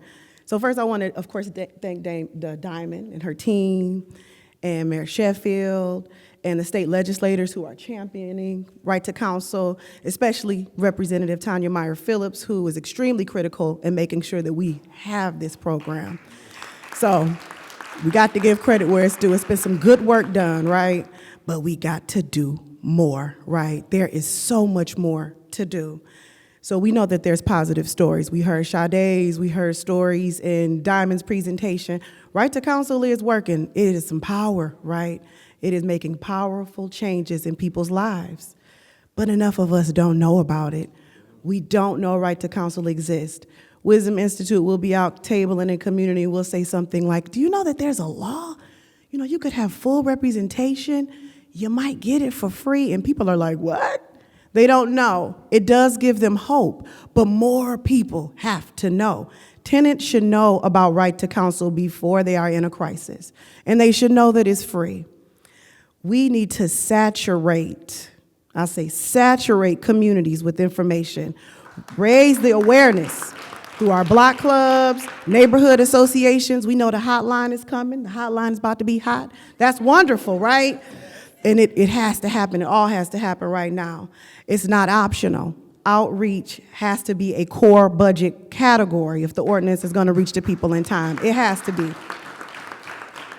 And also, I'm so grateful for you being here from the Public Health Department, Ms. Floyd, and the things that you connected, because we know that right to counsel has to be built as a visible citywide system that has early alerts and is fully integrated in the city of Detroit, especially the people-facing departments. There's no way things are gonna get better if everybody's working in their own little corners. And the story that you told was powerful. Just imagine if it was all connected with that intentionality. And we could do that, right? And we gotta do it. And as Diamond stated in her presentation, sometimes judges will announce right to counsel. That ain't gonna cut it. They have to announce it every time. The right to counsel law is not being equitably implemented in 36th District Court. That is a problem. There needs to be a cultural change in 36th District Court. Judges need to consistently announce it at the hearings, and there should be no preferential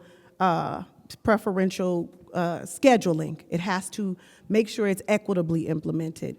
The court fairness is unequal, right? And it just takes the whole purpose of right to counsel. It's very disempowering when landlords are able to just show up or not show up, but the tenants have to have their attorneys there, or it's a problem. We have to fix this, right? We have to fix it. So right to counsel is working. It's working, but low funding. We have to get our coins up. We need all hands on deck. We have to get the money. It has to be fully funded, right? It's good that the providers are getting paid, but there's so much more that this program is supposed to be according to the law, and we got to uphold that, right? And so we have to fully fund it. It has to be fully implemented, and it has to be rooted in justice for our human dignity. Thank you.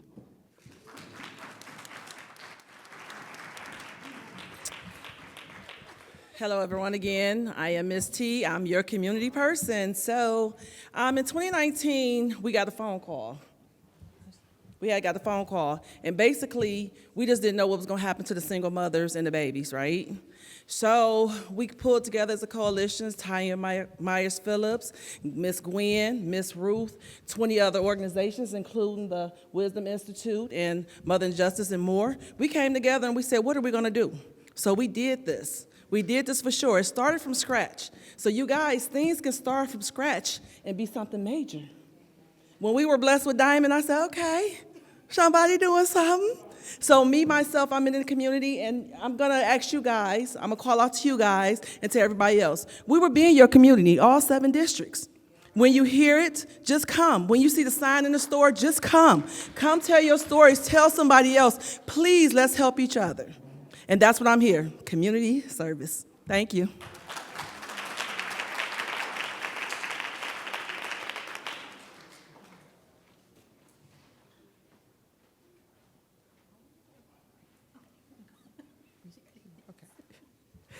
All right, so we have another representative that has joined us. They have busy schedules, so we pivot when we need to pivot. So this is a pivot. But our representative, Tanya Myers Phillips, is here.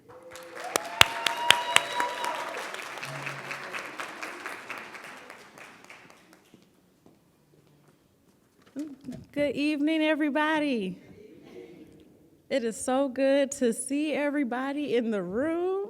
It is good to be home in Detroit. I'm spending a lot of time in Lansing these days.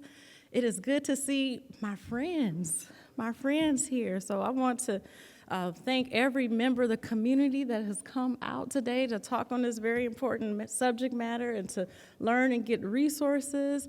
I want to thank my Detroit Right to Counsel Coalition members who are coming out to talk. I'm very happy to share that I'm one of the founding members, so I am right here with what we need to do. Thanks to all the legal service agencies, representatives from the court, and the Office of Eviction Defense, because it takes a team effort.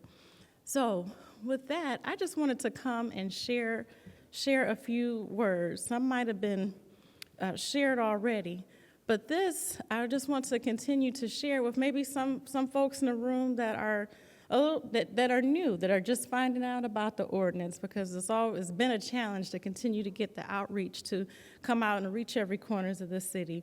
But I want to just uplift one, the victory that this is, and that it continues to be. This was one ordinance and one law that came about because members of the community came together after years. I think I came at the end of some of the things Ms. T and coalition members were sharing, years and years of not being able to get the justice people needed and deserved at the 36th District Court. So this started in 2019, was passed into law in 2022. And here we are 4 years later, being able to have this program running, going, with funding from the city and with funding from the state. Does it have every resource that it needs? No, not yet. We'll just say that, not yet. So I am coming to share and just affirm that every dollar, every single dollar, and many of us in this room are friends, we're on the same page, every dollar invested in the right to counsel ordinance implementation and keeping people in their home, it is a dollar that is worthy of our public investment. As a state representative, I can tell you there's a lot of things that we invest in that, I don't know. But keeping people in their home is never a bad move. That's one of the top things that we have to do. And I'm an attorney by practice. We have an adversarial legal system, which basically means we fight it out.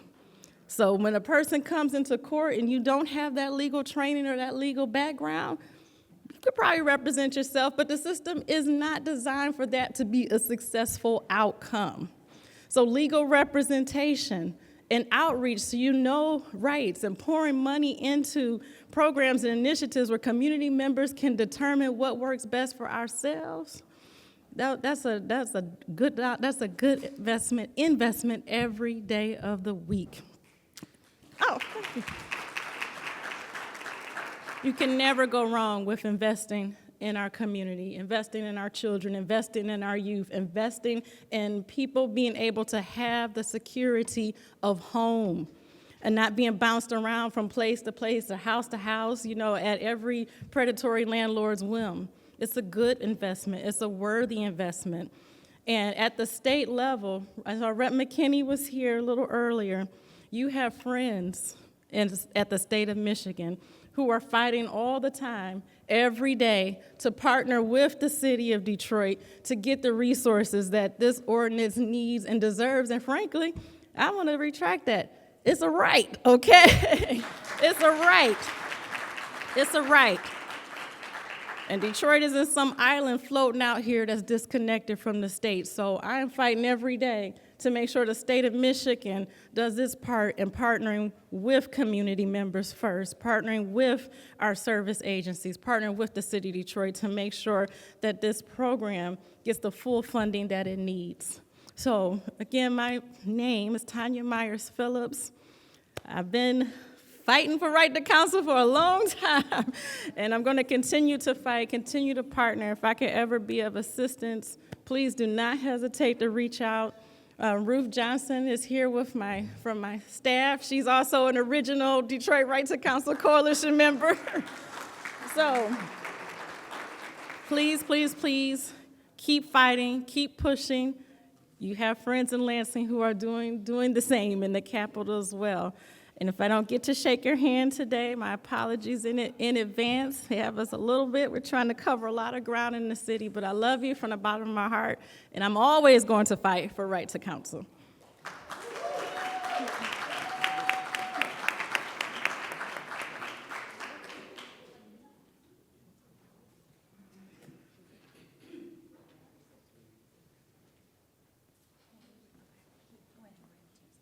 Okay.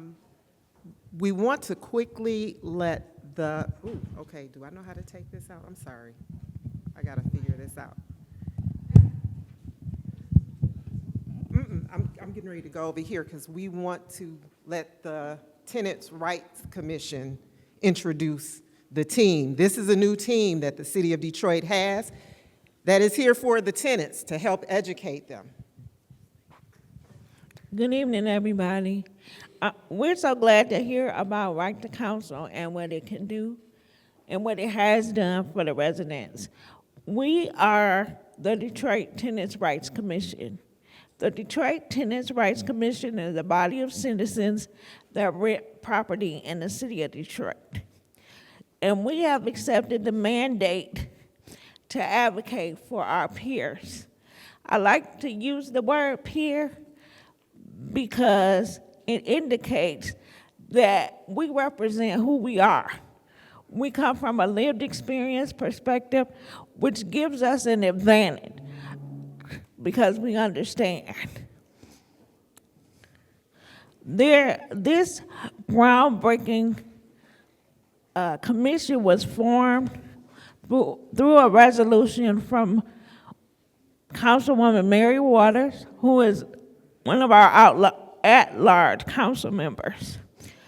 Our commission calls for 9 members, 5 from council and 4 from the administration. Currently, we have 5 members. Beside me is Ms. T. Sanders, Josefina Ramon, Ms. D. Davis, Ms. Mary Cox, and myself, Ms. Jamie Jr., who is the chair. The thing that makes our body special, besides the fact that we are renters in the city of Detroit working on behalf of other renters, is that we will provide education, what I would like to call friendly mediation services, and policy recommendations to guarantee that Detroit residents can access affordable, accessible, and safe housing. We host monthly meetings on the 4th Thursday of every month from 4 to 6 p.m. Our meetings are hybrid, and we go all around the city. So we meet in every council district. For the month of March, our meeting will be online. We do have a Facebook page. Feel free to follow us at Detroit Tenants' Rights Commission and on Instagram at Detroit Tenants' Rights Commission.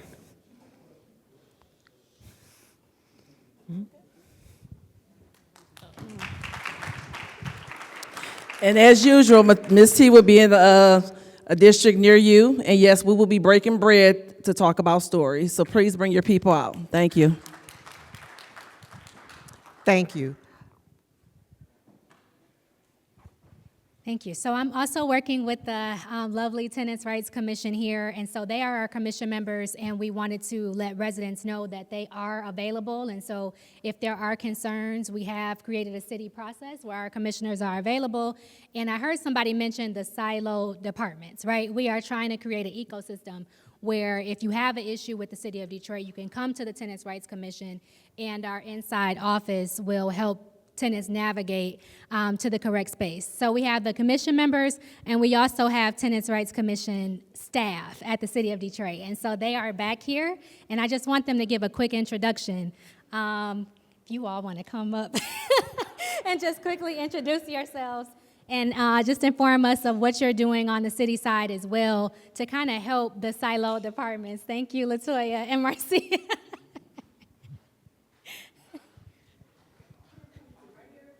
Oh, you following me? I'm sorry.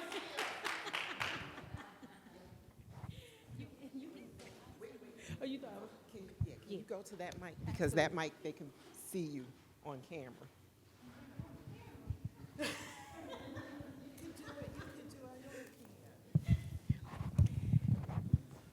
Good evening, everyone. My name is LaToya Boyd. I am the program analyst / secretary with the Tenants' Rights Commission. Not to be confused with Right to Counsel, as Ms. Diamond Connolly would like to say. But they sound very similar. But we are the Tenants' Rights Commission, and my role is to the intake process, to make sure that once a complaint comes in through us, to stay with that complaint from start to finish, to help navigate those complaints to where it does not get lost. We want to make sure that the resident has a successful experience to where they don't get transferred from one cause to another cause to another cause. So when it comes to us, it stays with us from start to finish.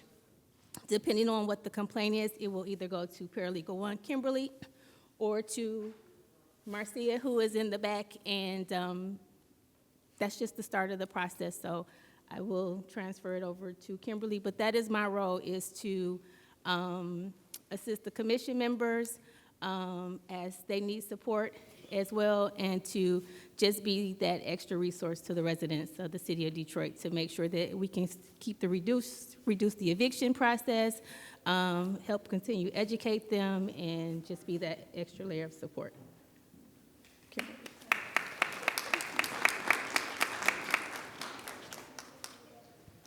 Hello, my name is Kimberly Merriweather. I'm a resident of the city since 2015. I work as a paralegal for Tenants' Rights Commission. As a paralegal, we vet the complaints, we contact the party, the complainant, the tenant, and we also assist in making referrals. And also, we provide mediation if needed. Marcia, did you want to say something?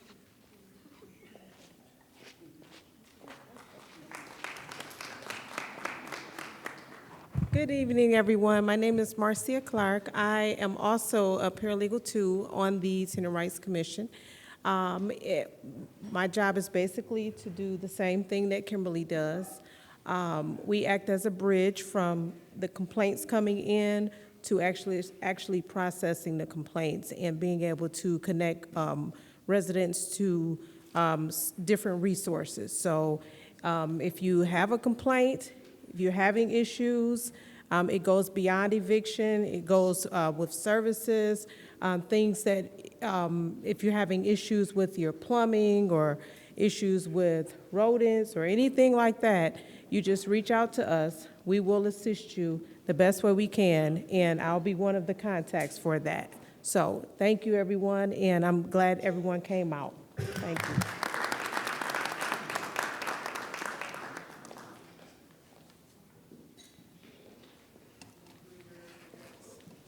Should we go here to here? Okay.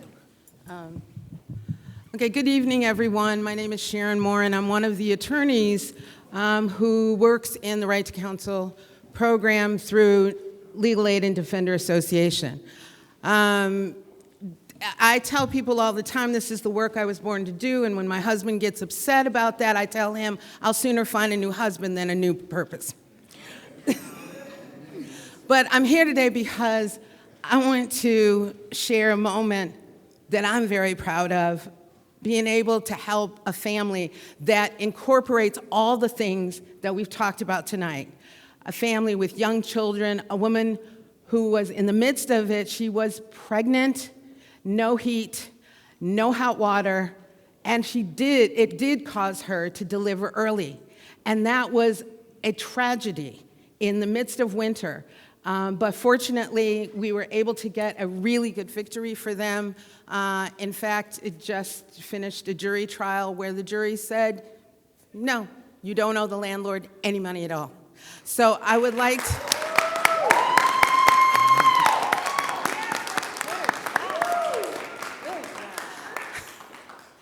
But I want you to hear from my clients, these dear people who trusted me and trusted me with their wherewithal, trusted me with their children and their family. Kamora Young and Mr. Addison, please. Go ahead. So for us, it meant a lot. My name is Kamaria Young. My name is Demetrius.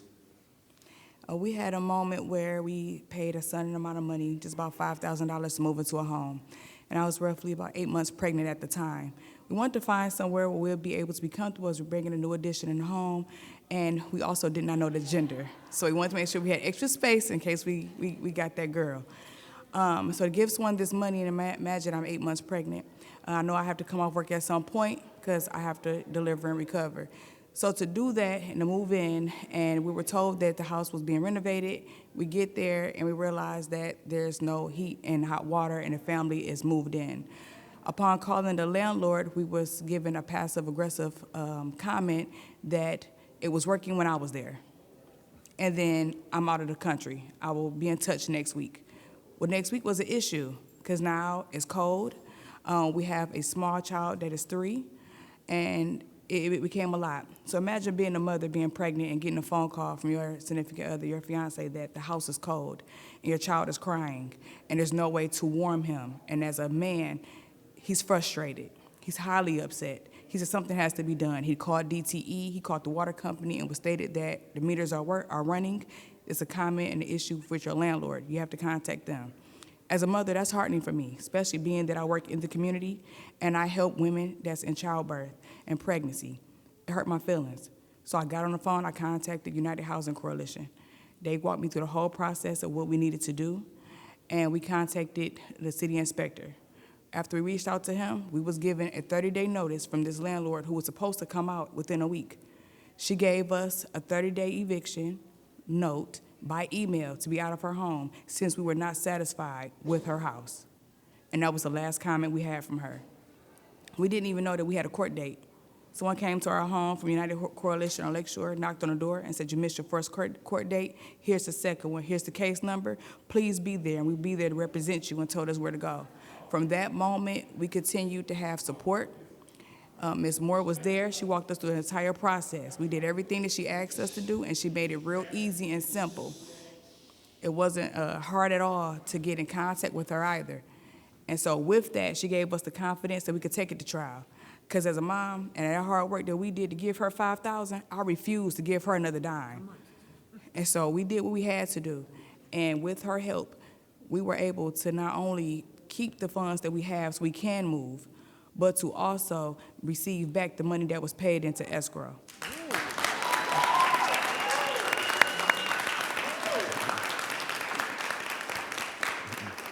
And Kamaria pretty much summed up everything, but I just wanted to thank Lakeshore Legal Aid, you guys, because we missed our letter, because I think the lady might have took our mail, like was opening and taking our mail, but it was a guy that came and he stayed basically all night. We was on the front porch, like you guys missed it. He came in and helped us out and took notes, and it made everything just very easy and simple. So then when we came to court, no hesitation with anything. Everything was just awesome. Like I was nervous about everything and stressed out because it felt like we was in a prison, like in a way, because we couldn't really move out our contract.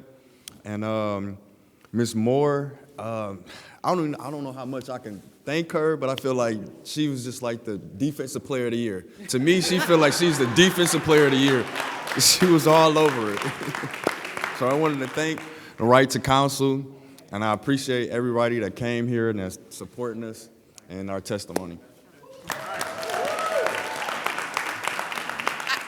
I just want to close out by saying that what you've witnessed with this victory is truly a team win, because it was UCHC that went to their house, knocked on the door, and said, hey, you missed your court day, and sat with them to get them arranged. Then Lakeshore picked them up but said, hey, we don't have capacity to do it right now. So then they handed it off to us at Legal Aid and Defender Association, and we were able to carry it through. So it is a team effort, and we are all working in cooperation with one another to make this work, to guarantee the residents of our fine city that they do have a right to safe, clean, habitable housing no matter where they are.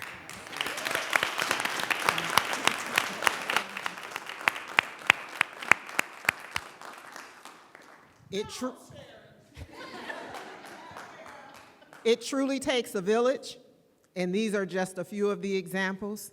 Right to Counsel continues to fight for permanent funding, and we will continue to move that path forward every single day. So that is the end of our presentations. We are opening the floor for questions. If anyone has questions, please feel free to come to the mic at the center of the room.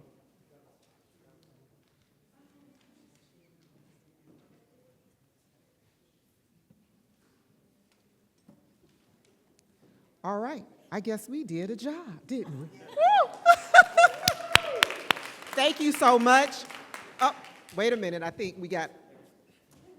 I just wanted to know when was the next gathering, because we need to do this a lot more. Ooh, I guess I gotta plan another event. Sometime between now and June, there will be another one. This is like the big one though, so we do it like this every year. We do this annually, but there will be, every quarter we do try to create other smaller events throughout the city.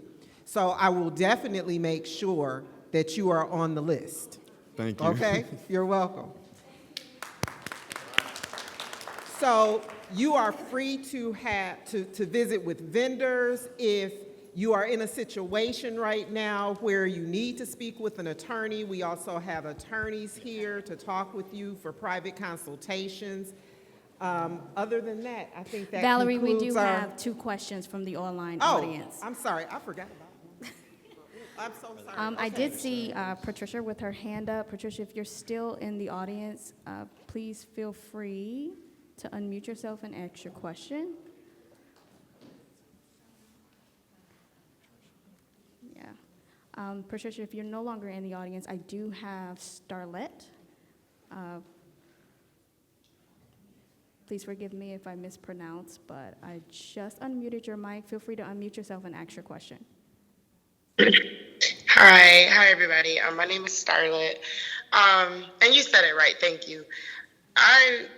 First I need to know, is it too late to come there? Because I live 3 minutes away and I seriously need some help. But also, you guys named off a lot of things, but I'm in a very serious situation where my case was dismissed with my landlord.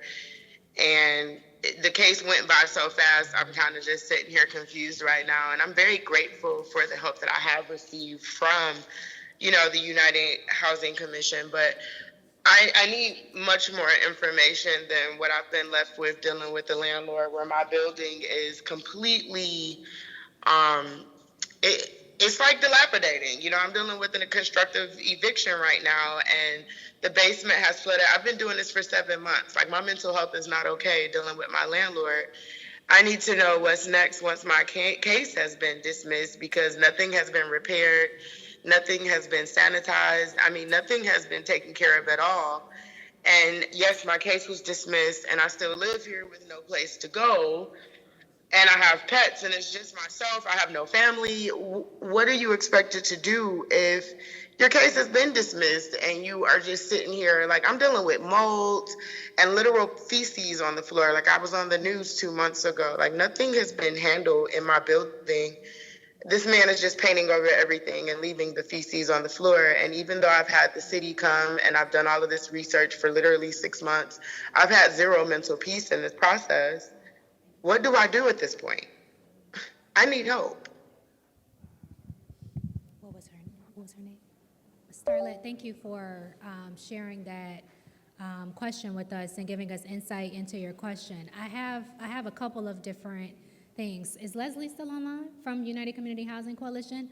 I will encourage you to go into a breakout room at this moment and speak with Ms. Attorney Leslie Lott, who is available online. She is an attorney to gather some additional information and start to talk about the issues that you're facing. We also have the Tenants' Rights Commission, and we can get your intake information for that piece of it as well, and try to see if we need to pull BC back into the question, if this is something that the law department may need to look into. But I think the best place for you to start is to go into a breakout room with Attorney Lott, if she's still available. So Starlet, you don't have to do anything. I'm going to put you in a breakout room with Leslie. She is a supervising attorney, and she can talk to you about your case and give you the additional information that you're looking for.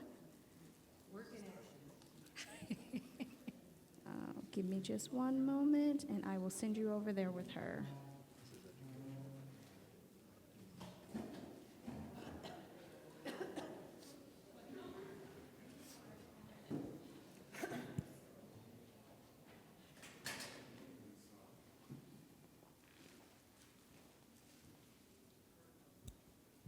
If we have any other questions from the online audience, please feel free to raise your hand, and we will be more than happy to address your questions.